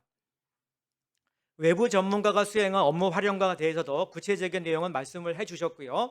적격상 역량 객관성 평가를 말씀을 해주셨는데요. 제가 여기 다시 적어놓은 거는 사실은 외부 감사에 있어서는 적격성과 역량에 대해서 구체적으로 규정이 되어 있습니다만 이 지속가능성 인증과 관련돼서도 물론 규정이 되어 있습니다만은 이게 최초로 시행하다 보니까 뭐 세미나나 이런 부분에서도 조금 적격성과 특히 역량의 구분을 명확하게 해줬으면 좋겠다라는 의견들이 많이 있어서 그 부분을 좀 명확히 하는 것이 필요하다고 생각이 되고요. 외부 전문가의 업무를 활용을 금지하는 경우가 나와 있는데요. 제가 이제 논의사항이라고 적어놓은 부분은 거기에 코멘트도 되어 있는데요. 어떤 내용이냐면은 초기이기 때문에 지속가능성 인정이 초기이기 때문에 그 외부 전문가가 없을 수 있는데 이러한 경우에는 다른 국가의 전문가를 활용하거나 다른 분야를 활용하도록 되어 있는데 이 부분에 대해서도 좀 명확하게 해줄 필요가 있다고 생각이 됩니다. 평가식인데요. 적격성, 역량, 객관성인데 가장 좋은 것은 계약을 체결하기 전에 평가를 하고 계약을 체결하면 좋으나 현실적으로 당분간은 그게 어렵기 때문에 일단 계약을 체결하고 그다음에 실제로 평가가 진행이 되면서 계약을 체결해도 가능하다. 이런 내용들의 부분이 있는데 이 부분이 좀 명확하지 않은 부분이 있어서 좀 명확하게 할 필요가 있다라고 생각이 됩니다. 그 외에도 뭐 마지막으로 말씀드리면 타 인증인과 외부 전문가는 명확하게 구분이 됩니다만 개념상으로는 구분이 되는데요. 사실은 이제 기준이라는 걸 하다 보면은 여기가 최초로 적용하다 보니까 여러 가지 좀 논란이 많이 있어서 이 부분에 대해서도 명확하게 좀 정의를 내리는 것이 필요하다고 생각이 됩니다. 자, 이것으로 발표를 마치겠습니다.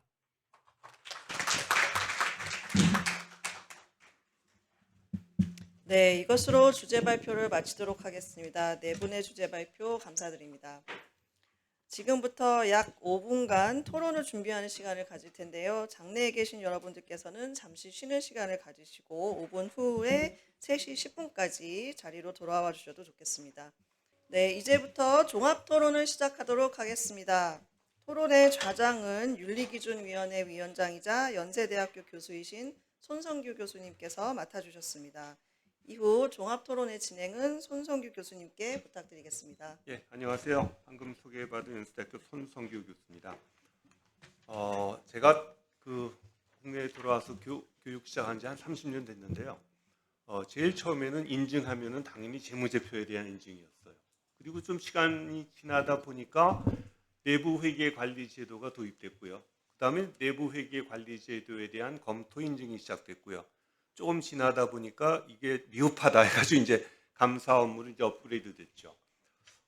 이제 여기서 끝나나 보다 했는데 요즘에 보니까 이 지속 가능 보고서에 대한 인증 이렇게 또 이제 지속적으로 인증의 범주가 굉장히 확대되는 추세인 것 같고요. 그렇기 때문에 우리가 감사 업무에 대한 인증에 했던 고민들, 뭐 수임료라든지 인증 기간이라든지 하는 똑같은 고민을 이 영역에 있어서 인증에도 저희가 하고 있는 것 같습니다.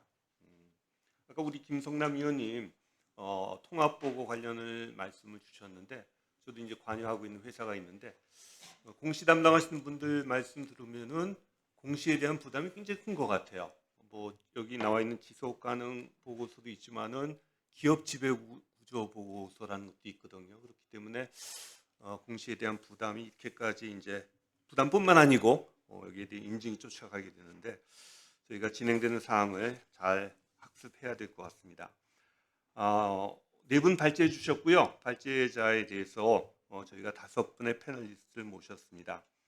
가나다 순으로 제가 소개해드리겠습니다. 첫 번째 기업의 입장을 대변하실 우리 강경진 상장회사협의회 본부장님 오셨고요. 그 다음에 조금 생소하실 수도 있는데 의결권 자문과 관련된 전문가시죠. 서스틴 베스트 기업 지배 구조 관련된 전문가일 수도 있고 서스틴 베스트의 리서치 본부장이신 고은혜 본부장님 제 옆에 앉아 계시고요. 그 지속 가능 보고서가 도입되고 국내에서 아마도 제 기억에는 처음부터 인증 업무를 수행하셨던 한국표준협회 ESG 경영센터장이신 권성식 센터장님 나오셨고요. 그리고 우리 자본시장과 관련된 정책적인 포괄적인 연구 업무를 해주시는 자본시장연구원의 이상호 연구위원님 오셨습니다.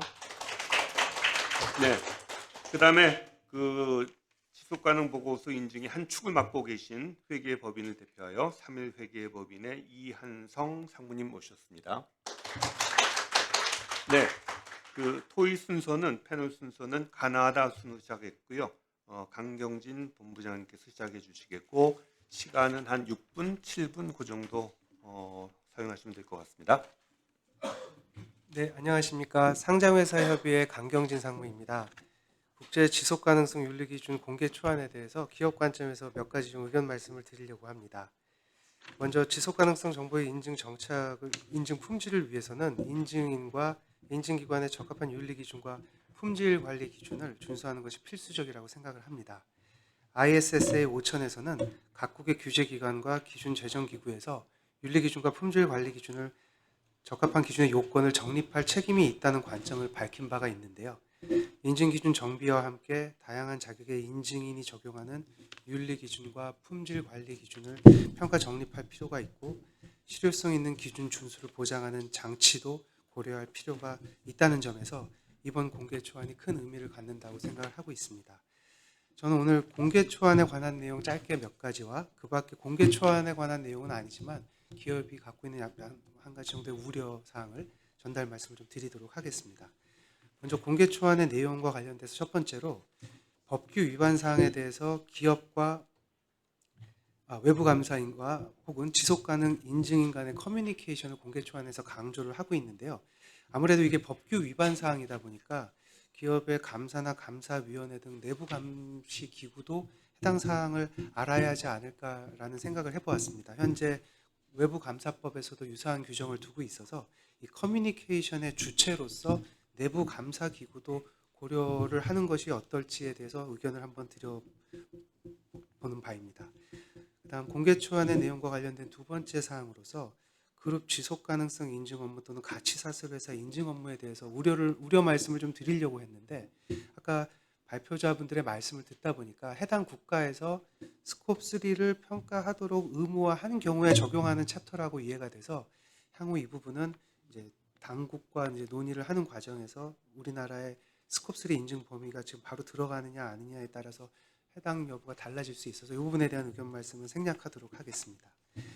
세 번째 공개 초안의 내용에 대한 의견으로서 가치 사슬 회사의 인증 업무와 관련해서 우리 인증인께서 독립성을 평가할 때 추가적으로 고려하도록 하는 사항으로 제시되고 있는 내용이 인지하고 있거나 믿을 만한 사유라는 표현을 지금 쓰고 있는데요. 해당 부분이 실무적으로 적용하기에 직관적으로만 봐도 매우 모호하고 추상적인 느낌을 지울 수가 없었습니다. 그래서 해당 부분에 대해서는 인지하고 있거나 믿을 만한 사유라는 내용이 정확하게 어떤 내용인지에 대해서 조금 더 판단 기준이 제시될 필요가 있지 않을까 생각을 해보았습니다. 그다음 공개 초안에 대한 내용 마지막으로서 이제 외부 감사, 그다음 지속 가능성 인증 업무, 그다음 비감사 용역, 기타 비인증 업무 등의 특징적인 업무들이 공개 초안에서 내용이 많이 등장하고 있는데요.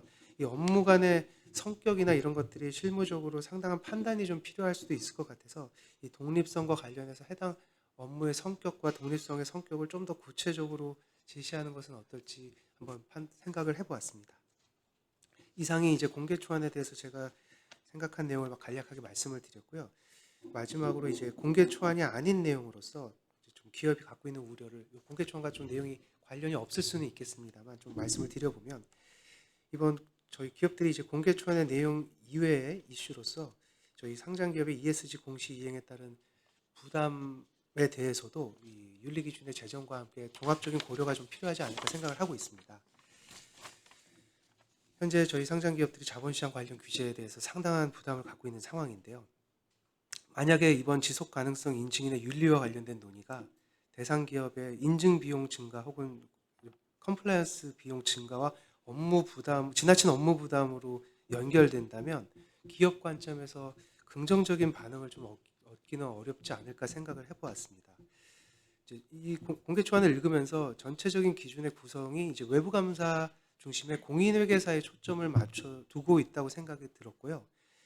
만약에 이번 윤리 기준이 사실상 회계법인만이 준수할 수 있을 정도의 그 인증 시장의 진입 장벽으로 적용을 하게 된다면 타 인증인으로부터 제기되는 불만도 상당할 수 있을 것 같고요. 또 기업 입장에서도 인증인의 선택권 축소와 인증 비용 상승을 피해갈 수 없을 것이라고 생각이 됩니다. 그래서 인증 품질을 위해서는 높은 수준의 윤리 기준이 필요하다는 점에서는 동의를 하면서도 동시에 타 인증인 또는 기업 관점에서의 균형 잡힌 시각도 필요하지 않는가 이런 생각을 해보았습니다. 아주 비근한 예로 오늘 등장했던 것 중에 외부 전문가를 활용했을 때 인증인께서 그 외부 전문가의 적격성, 독립성, 전문성을 평가해서 이제 충족치 않는다고 생각하면 사용할 수 없도록 하는 규정을 두고 있는데 이런 부분이 아까 제가 말씀드린 어떤 갈등의 출발점이 좀 될 수도 있지 않을까 이렇게 조심스럽게 생각을 해보았습니다. 그래서 향후에 윤리기준 제정 관점에서 이 기준의 내용과 범위, 시행 시기 등을 법령과 이제 조화롭게 마련해 주시기를 부탁드리면서 오늘 토론 말씀을 마치겠습니다. 감사합니다. 네, 고맙습니다. 우리 강 본부장님께서는 초안에 대한 의견뿐만 아니고 인증 업무가 가져올 수 있는 지나친 업무 부담, 비용적인 측면에서의 기업의 고충을 저희한테 전해주셨습니다. 그다음은 우리 고은혜 본부장님. 네, 저는 그 서스틴베스트하고 이제 국내 최초의 ESG 평가 기관에서 리서치를 이제 총괄하고 있는 사람이고요. 그래서 이제 지금 방금 말씀하신 이제 그 강경진 본부장님과는 좀 다르게 저는 이제 그 정보를 제공하는 기업, ESG 정보를 제공하는 기업과 그다음에 실제로 그 최종 활용 사용자인 그 투자자 사이에서 저희가 이제 여기저기 현재로서는 이제 여기저기 흩뿌려져 있고 이제 좀 그 가공이 없이는 실제로 이제 투자 의사 결정에 반영을 하기 어려운 ESG 데이터들을 저희가 이제 좀 관리하고 그걸 이제 좀 가공을 하고 이제 취합하고 정리를 해서 제공하는 그 중간 매개자 역할을 하고 있거든요. 그래서 약간 그 중간 그러니까 최종 활용자와 그 제공자인 그 기업 사이에서 저희가 이제 하는 역할이 그 어떤 건지를 좀 생각했을 때 사실 저희는 이제 그 인증 프로세스나 이게 어떻게 돌아가는지에 대해서는 조금 저희는 좀 멀리 떨어져 있고 그래서 이 모든 그 인증 기준들의 그 결과물인 그 데이터 품질과 이제 독립성 뭐 이런 것들에 관해서 제가 좀 말씀을 드릴 수가 있을 것 같아요. 그래서 현재 뭐 투자자들은 뭐 무조건 요구가 더 많은 정보 또 이미 공개된 정보에 대해서는 신뢰성을 높여달라라는 요구가 그냥 끊임없이 많이 있는 상황이고요. 반면에 이제 기업 쪽에서는 그냥 정보 공시하는 것 자체가 이제 뭐 인적 자원이라던가 그냥 돈이라던가 그냥 너무 큰 부담이 되고 또 이게 의무화가 된다, 규제가 된다라고 했을 때 이제 그 어떤 잘못됐을 때 법적 리스크 또 이제 고려를 하지 않을 수가 없고요. 그렇기 때문에 저희 같은 경우에 좀 그 중간에서 조금 효율성을 좀 추구를 하고 있는 상황인데 거기서 양쪽 다 모두 원하는 건 결국에는 좀 그 효율적으로 정보 공시를 하고 그게 이제 그러니까 많은 정보 말고 필요한 정보만 하고 그거를 이제 좀 신뢰도를 높인다라고 했을 때 결국에 지금 이런 이제 어셔런스나 이런 그 윤리 같은 것들이 결국에는 그 품질을 높이는 데 있어서 좀 큰 역할을 해야 되지 않을까 또 그 결국 그 방향으로 가고 있는 거로 보여서 저는 그런 부분에 대해서는 좀 긍정적으로 보고 있고요. 그렇기 때문에 이제 또 근데 아직까지는 ESG 정보가 대부분 이제 지속 가능 경영 보고서라는 형태로 제일 많이 공시가 되고 있기 때문에 근데 거기에 이제 포함된 내용이 사실 좀 어느 정도 이렇게 거의 마케팅적인 요소가 강하다 보니까 거기에 대해서 좀 엄격하고 독립적인 그런 이제 그 과정을 거쳤다는 인증이 현재 이제 모두가 요구를 하고 있는 상황입니다. 그래서 뭐 재무제표 같은 경우에는 이렇게 외부 감사인이 이제 그 감사 용역한 거 외에 비감사 용역 얼마나 했는지 이제 사업 보고서를 공시하는 기업 같은 경우에 이제 그걸 아예 공개하게 되어 있잖아요. 근데 마찬가지로 현재 그 ESG 정보를 활용하고 있는 투자자들 입장에서는 이게 마케팅적인 뭔가 홍보의 그 장으로 활용되고 있는 지속 가능 경영 보고서에서 무엇이 진짜고 무엇이 가짜고 무엇이 이제 좀 부풀려진 것인지 그걸 구분하기를 좀 많이 원하고 있거든요. 그렇기 때문에 이제 좀 그런 부분에 대해서 이게 이번 이런 이제 그 윤리 기준이라던가 이런 것들이 좀 활용이 좀 되었으면 좋을 것 같습니다.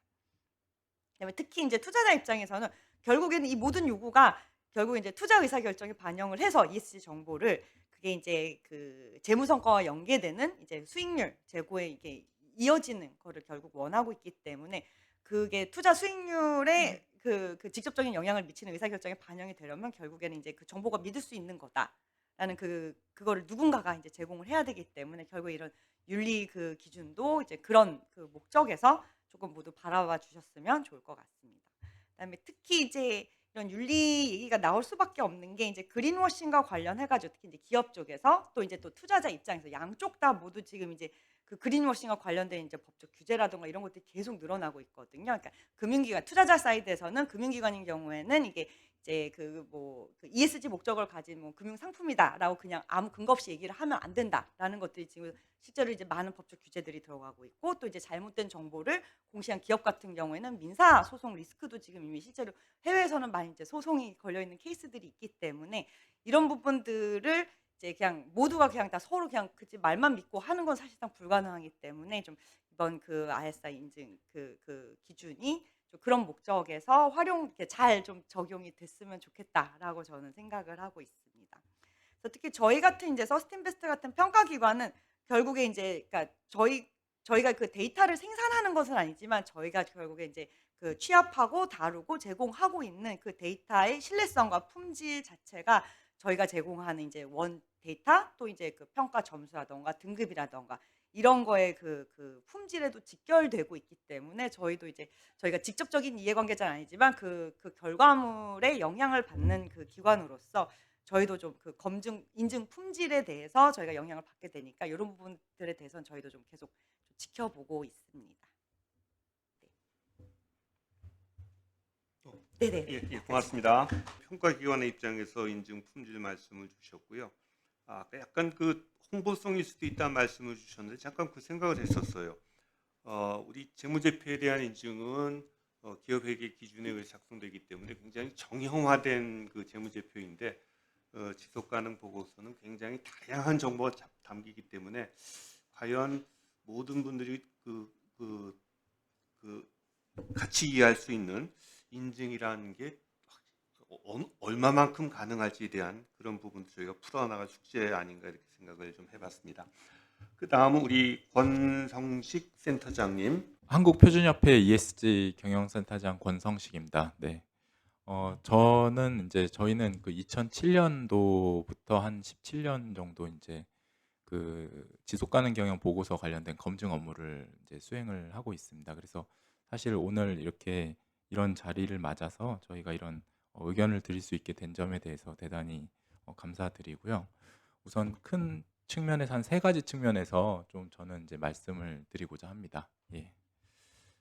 우선 첫 번째는 그 지속 가능성 정보가 이제 과거에 비해서 상당히 그 신뢰도적인 측면에서 많이 중요해지고 있고, 그래서 그거에 대한 인증이라든지 검증이라든지 이런 것들이 매우 중요하다. 그래서 그런 부분에 대한 인증 기준이 만들어지고 있고, 또 그거에 따른 그것을 인증하는 또는 검증하는 그 검증인에 대한 그런 윤리적 기준이나 이런 것들이 매우 중요하다는 측면에서 그 IS바의 이런 표준을 만들어진 것에 대해서는 매우 환영합니다.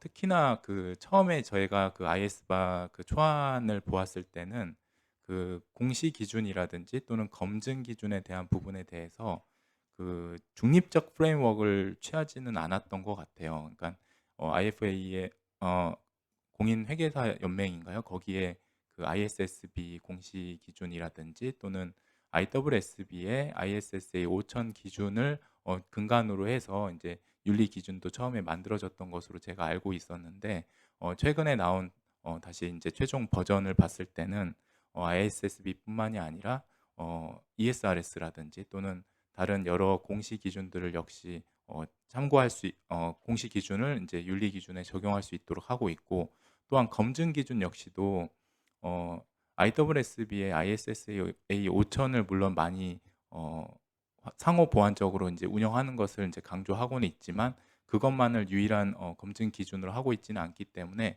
이러한 측면에서 봤을 때 지금 그 IS바의 그런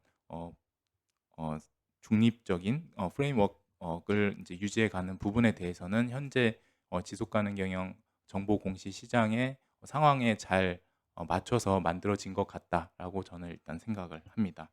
왜냐하면 실제로 그 기업의 입장에서 보면요, ISSB 기준을 따라야 되는 기업도 있지만 그 기업의 상황에 따라서 ESRS를 따라야 되는 것들도 있고요. 그리고 그 검증에 대한 기준 역시도 ISSA 5000이 아니라 어카운터빌리티 검증을 했을 때 더 이제 유효한 내용을 담는 경우도 있기 때문에 그러한 다양성 측면에서의 그런 부분들이 아직 어떤 것이 더 우월하다라는 것이 판명나지 않은 상황에서 자칫 한 가지 기준만 가지고 윤리 기준을 세웠을 때 그 부분이 사실 좀 걱정이 됐었는데 그 부분이 많이 보완되어서 우선 환영하고요.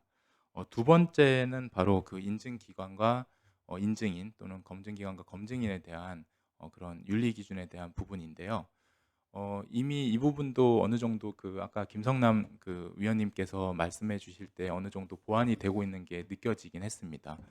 대표적으로 그 ISO나 적합성 평가 전 세계적으로 운영하고 있는 적합성 평가 체계에서는 단순히 그 검증과 관련된 그 베리피케이션이나 밸리데이션과 관련돼서는 ISO 17029라는 그 표준에 의거해서 인증인과 검증인에 대한 요구 사항들을 정하고 있고, 그 부분을 따라야만 반드시 그 인증 검증 업무를 수행을 할 수 있습니다. 또한 서티피케이션과 관련돼서도 ISO 1701-1이라고 하는 그 인증 기관의 적격성이라든지 또는 이해관계 상충이라든지 독립성에 대한 부분들을 다루고 있는 부분이 있거든요. 그래서 이제 그 부분에 대해서 공평성 선언을 해야 되고 그런 다양한 방식을 통해서 하지 않았을 경우에는 인증기관으로서의 지위를 유지할 수가 없는데 이제 그런 부분들을 IS바에서 이제 파악을 하고 이제 그런 부분들 상호 이제 보완한 형태로 운영이 되고 있는 것 같아요. 그래서 그 부분 역시 많이 환영을 하고 있고요. 그래서 향후에 이제 분명히 지속 가능성 정보에 대한 인증도 국내에서 이걸 규정화 이제 아직 공시에 대한 부분도 아직 확정되지 않은 부분이긴 하지만 그 부분에 대해서 이제 인증에 대한 부분도 이제 규제화한다라고 했을 때 그런 다양성 측면 또는 그런 지금 이스바의 그런 기존의 그 회계적인 부분에서의 그런 검증 기준이나 공시 기준뿐만이 아니라 지속 가능성이라는 것은 사실 포괄하는 범위가 너무나 많기 때문에 그 기존에 다양하게 다루고 있었던 그런 표준들도 같이 고려를 해주시면 좋겠다라는 측면을 좀 말씀을 드리고요. 그리고 이제 마지막으로 좀 이제 말씀드리고 싶은 것은 이제 그 이제 현실적인 부분입니다. 그러니까 그 궁극적인 목적은 매우 동감하고 그리고 또 이 지속 가능성 정보에 대한 신뢰성을 높이고자 하는 부분은 정말 저도 매우 동감하고 이제 권장하고 싶은 부분이기는 하나 아까 이제 강경진 상무 그 본부장님께서 말씀하신 부분이 저도 약간 걱정되는 부분인데 그 본부장님께서 말씀하신 것처럼 기업의 입장에서는 이게 자칫 그 비용의 증가로만 인식이 될까봐 사실 많이 걱정이 됩니다. 왜냐하면 그 회계 정보에 대한 부분은 사실 어느 정도 많이 정형화가 되어 있는데도 대표 안에서 이 지속 가능성 정보는 정형화시키기가 상당히 어렵습니다. 그리고 포괄하는 내용도 너무나 많기 때문에 이걸 정말 제대로 인증하고 검증하는데 수반되는 비용이 상당히 많을 것으로 예상이 되고요. 사실 그 그린워싱과 관련된 부분도 해외에서 많이 그린워싱에 대해서 이제 논란이 있지만 그 부분이 꼭 이렇게 그 인증이라든지 검증을 통해서만 되는 게 아니라 NGO라든지 주변 이해관계자들의 자발적 참여를 통해서 사실 통제되는 부분들이 있거든요. 제가 좀 이제 제시드리고 싶은 그 약간 그 절충안이라고 할까요? 그런 거는 뭐냐면 사실 그 CDP라고 하는 탄소 공개 프로젝트가 있죠. 지금 국내에서도 그렇고 전 세계적으로도 그렇고 가장 많은 기업이 한 2만 3천여 개 기업이 이제 채택하고 있는 그 환경 정보에 대한 플랫폼입니다. 근데 그게 이제 확장될 수 있었고 그렇게 이제 커질 수 있었던 가장 큰 이유는 그거는 약간 그 내가 공개를 하고 그 공개한 내용에 대해서 누구나 와서 보고 그 부분에 대해서 누구나 지적을 할 수 있게끔 만든 플랫폼이라는 점이거든요.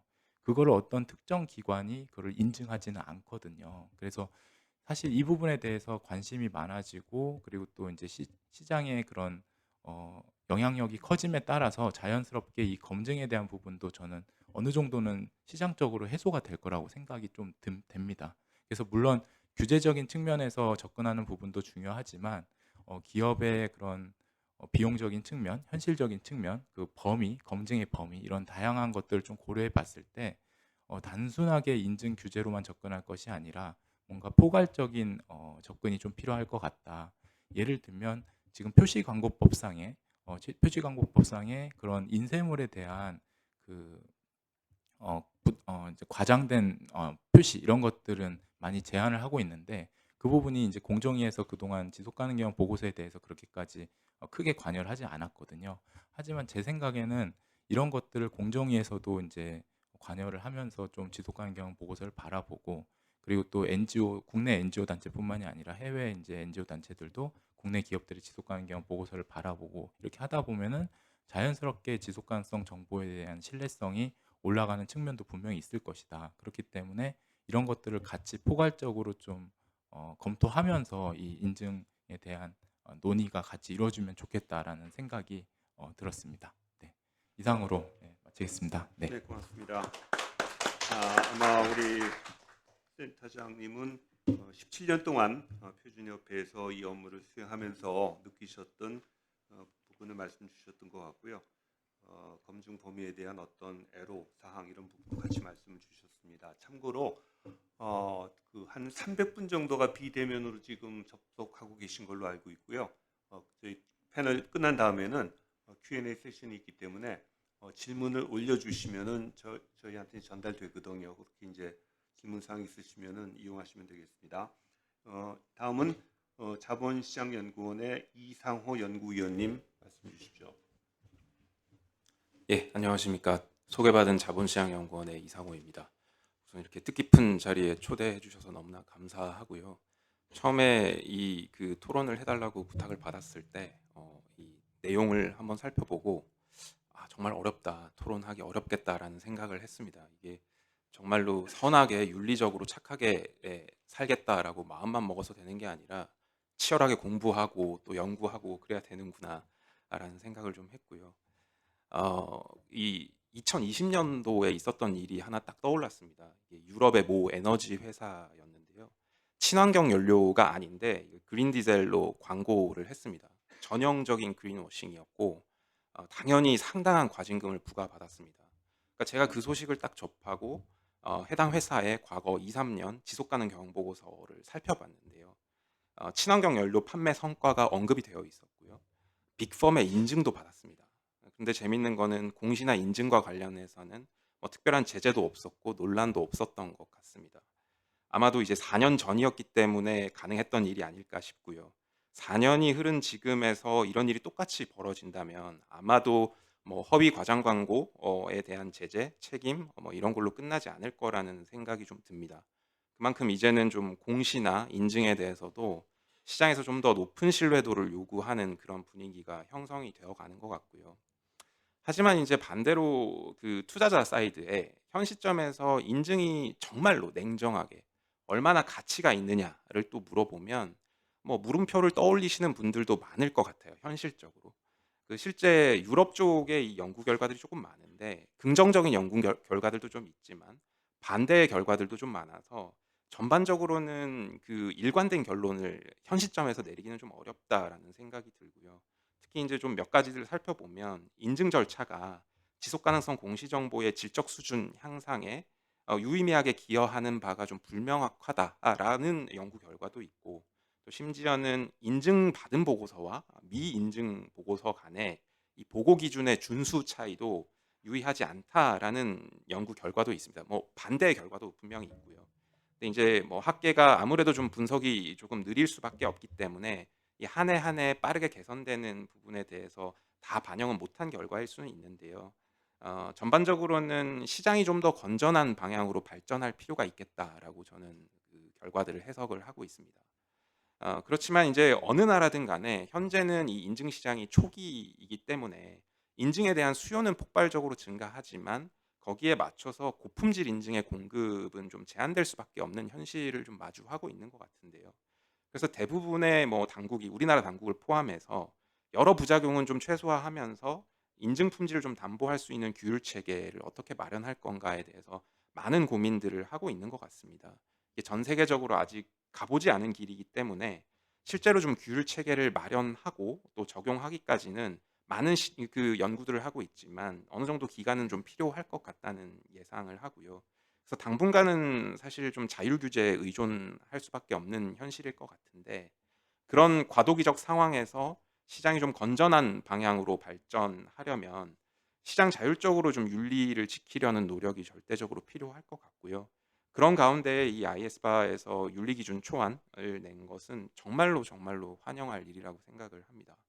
고품질 인증을 위해서 인증인이 갖추어야 될 자질, 역량, 윤리 기준 등을 좀 잘 제시했다라고 생각을 하고요. 특히 이제 경우에 따라서 굉장히 모호할 수 있는 그린워싱 그리고 또 의도적으로 침묵하는 그린허싱, 또 미래지향적인 전망 정보, 가치 사슬 정보 뭐 이런 이슈들에 대해서 피하지 않고 독립성하고 객관성을 확보하는 좀 기준선을 제시한 측면이 있다라고 생각을 하거든요.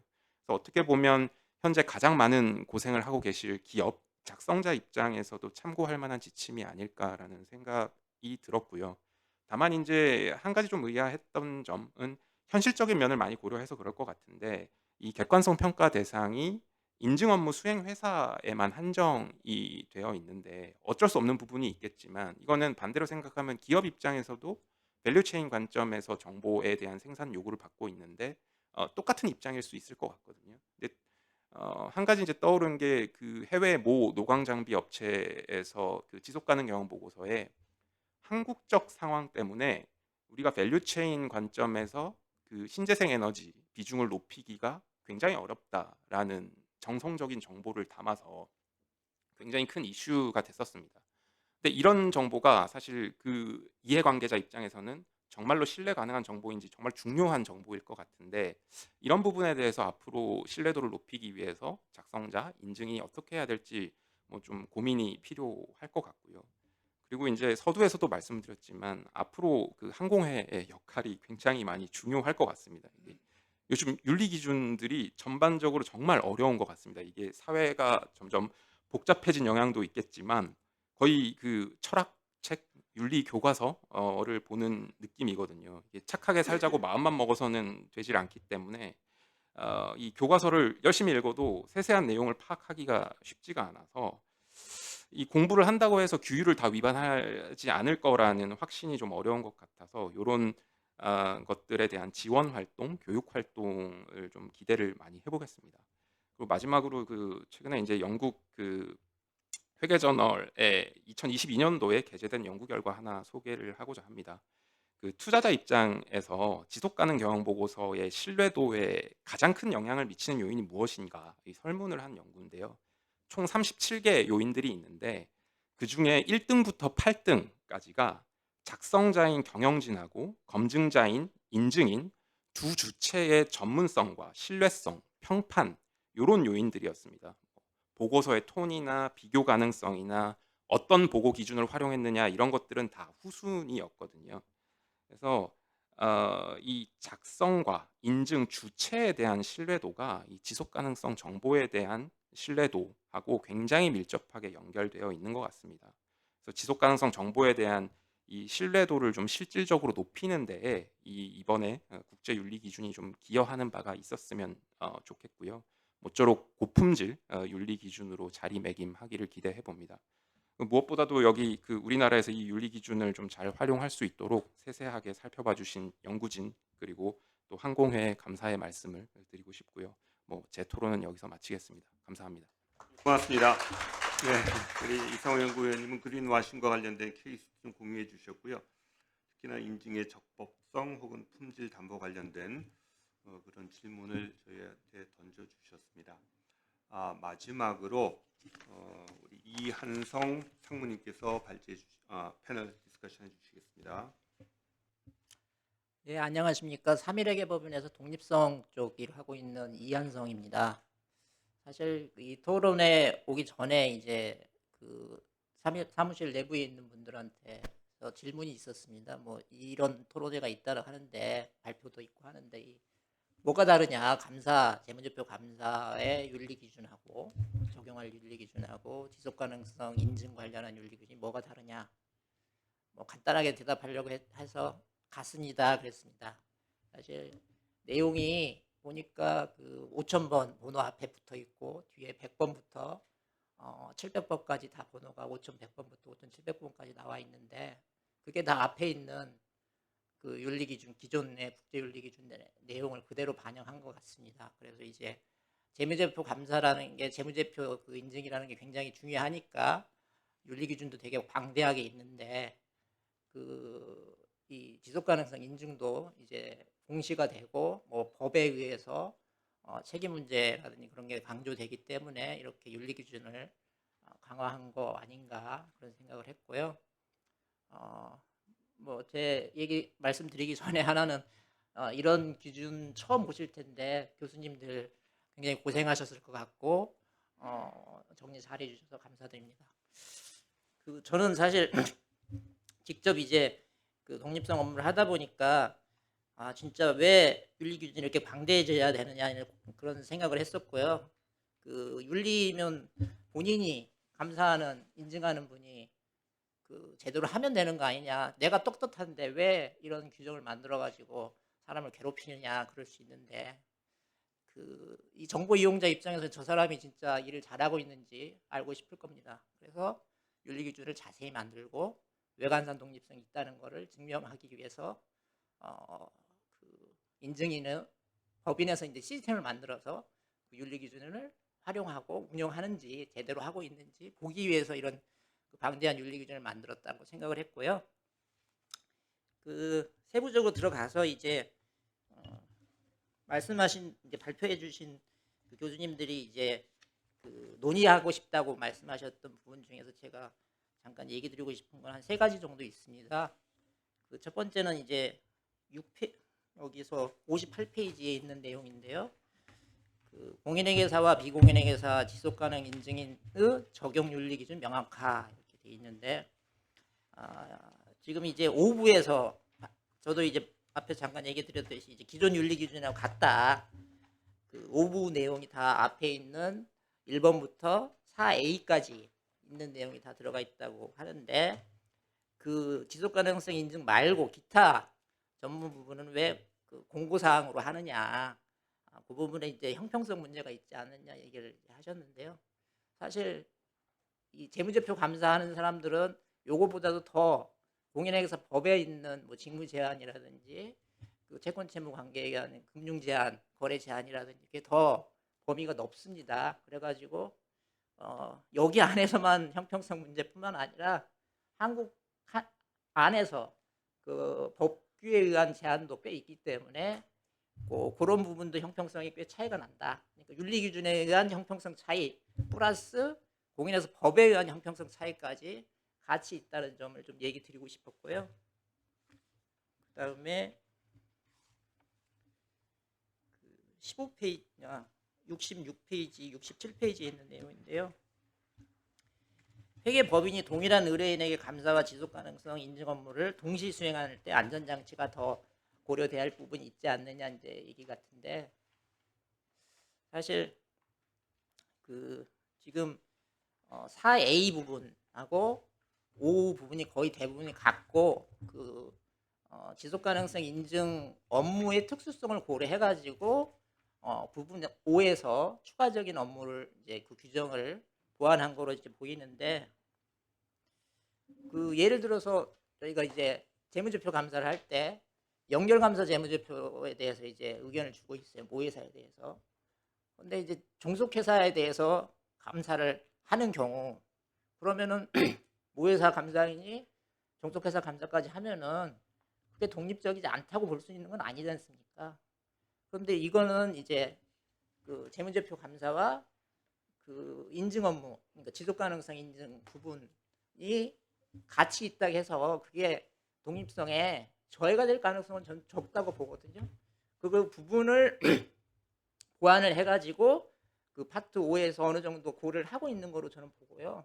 그 보수라든지 또 그 연속 그 투입하는 파트너라든지 뭐 밑에 이제 팀원이라든지 제한 그런 규정이 있으니까 그 정도 수준으로 하면은 가능한 거 아닌가 그런 생각을 했고, 그리고 사업보고서 공시 내용 같은 경우는 사실 재무제표 감사에 대한 사업보고서 할 때도 감사 보수도 나오고 그 회사에 대해서 제공하는 비감사 업무, 여기서는 이제 그 재무제표 감사가 아닌 업무에 대해서 거기서도 공시를 하니까 어느 정도 반영이 되고 있지 않느냐 그런 생각을 했습니다. 그리고 마지막으로 이제 74페이지에 있는 내용인데요. 그 이제 외부 전문가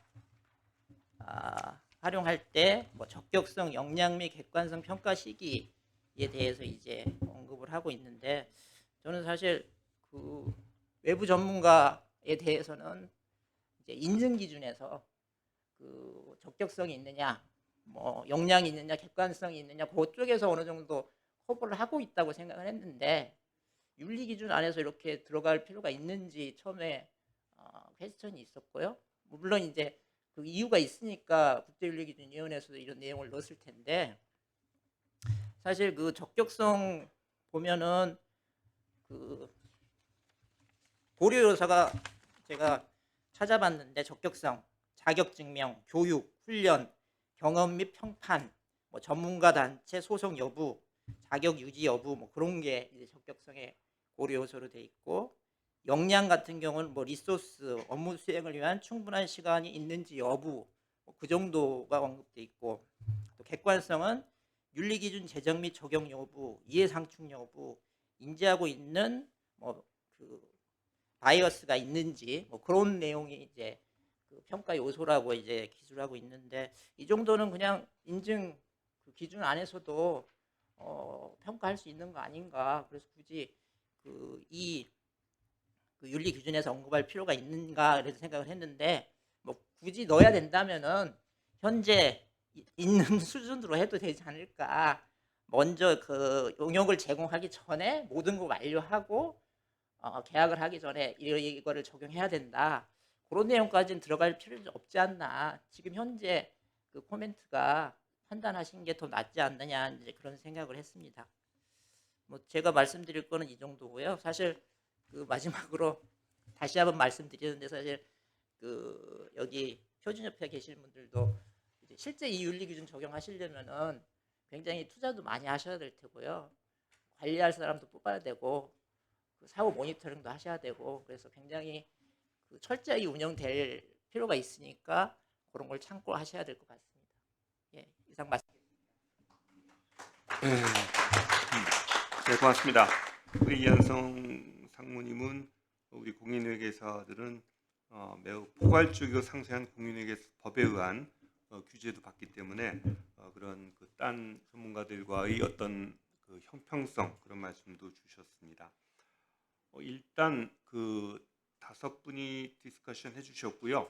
그 발제자분들 중에 잠시만요. 발제자분들 중에 지금 나온 내용에 대해서 답하실 내용이 있으면 먼저 답을 해주시고요. 그 다음으로 진행하겠습니다. 네, 우리 전규환 교수님 마이크가 앞으로.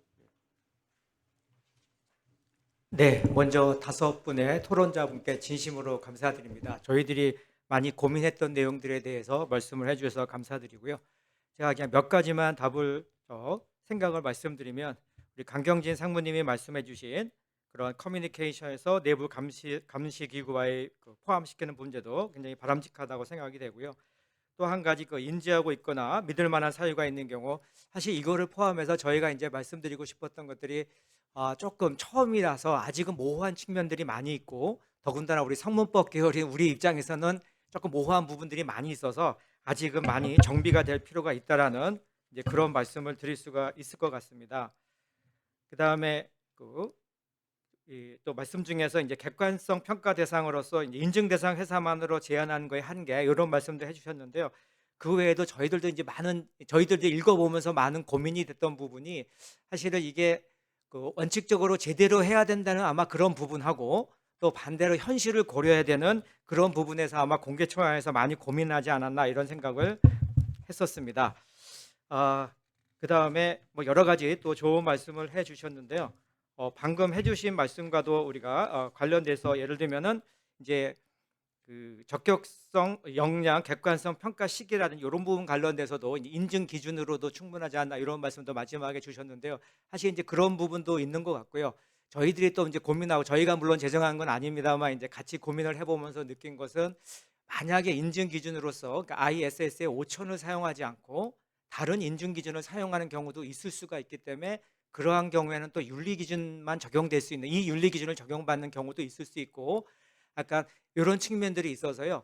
하여튼 지금은 이게 모든 게 시작 단계다 보니까 지금 주시는 의견들이 사실은 다양한 측면에서 많은 고민이 필요한 부분이라고 생각이 되고요. 마지막으로 이제 제 입장에서 하나 말씀을 드리면은 사실 이 부분들이 결국은 이게 법적 책임 이 부분과 다 관련된 부분이기 때문에 아마 시행 초기에는 지금 이제 말씀 주시는 그런 좋은 의견들을 좀 반영을 하되 이런 법정 책임을 조금 늦추면서 그래서 이제 기업이라든지 또는 뭐 인증인들 이런 분들이 이렇게 적응할 수 있는 시기를 주면서 이렇게 하나씩 서로 고민하면서 해결해가는 과정이 장기간 필요하지 않을까 이런 생각을 했습니다. 다시 한번 감사드립니다.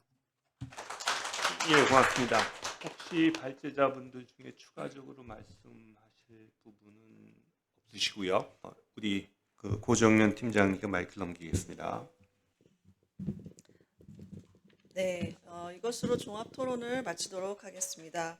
주신 의견들은 본회에서 지속가능성 인증 윤리 기준 공개 초안에 대한 의견을 제출할 때 잘 반영하도록 하겠습니다.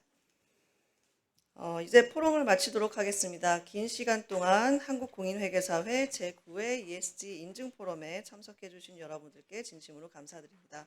안녕히 돌아가십시오.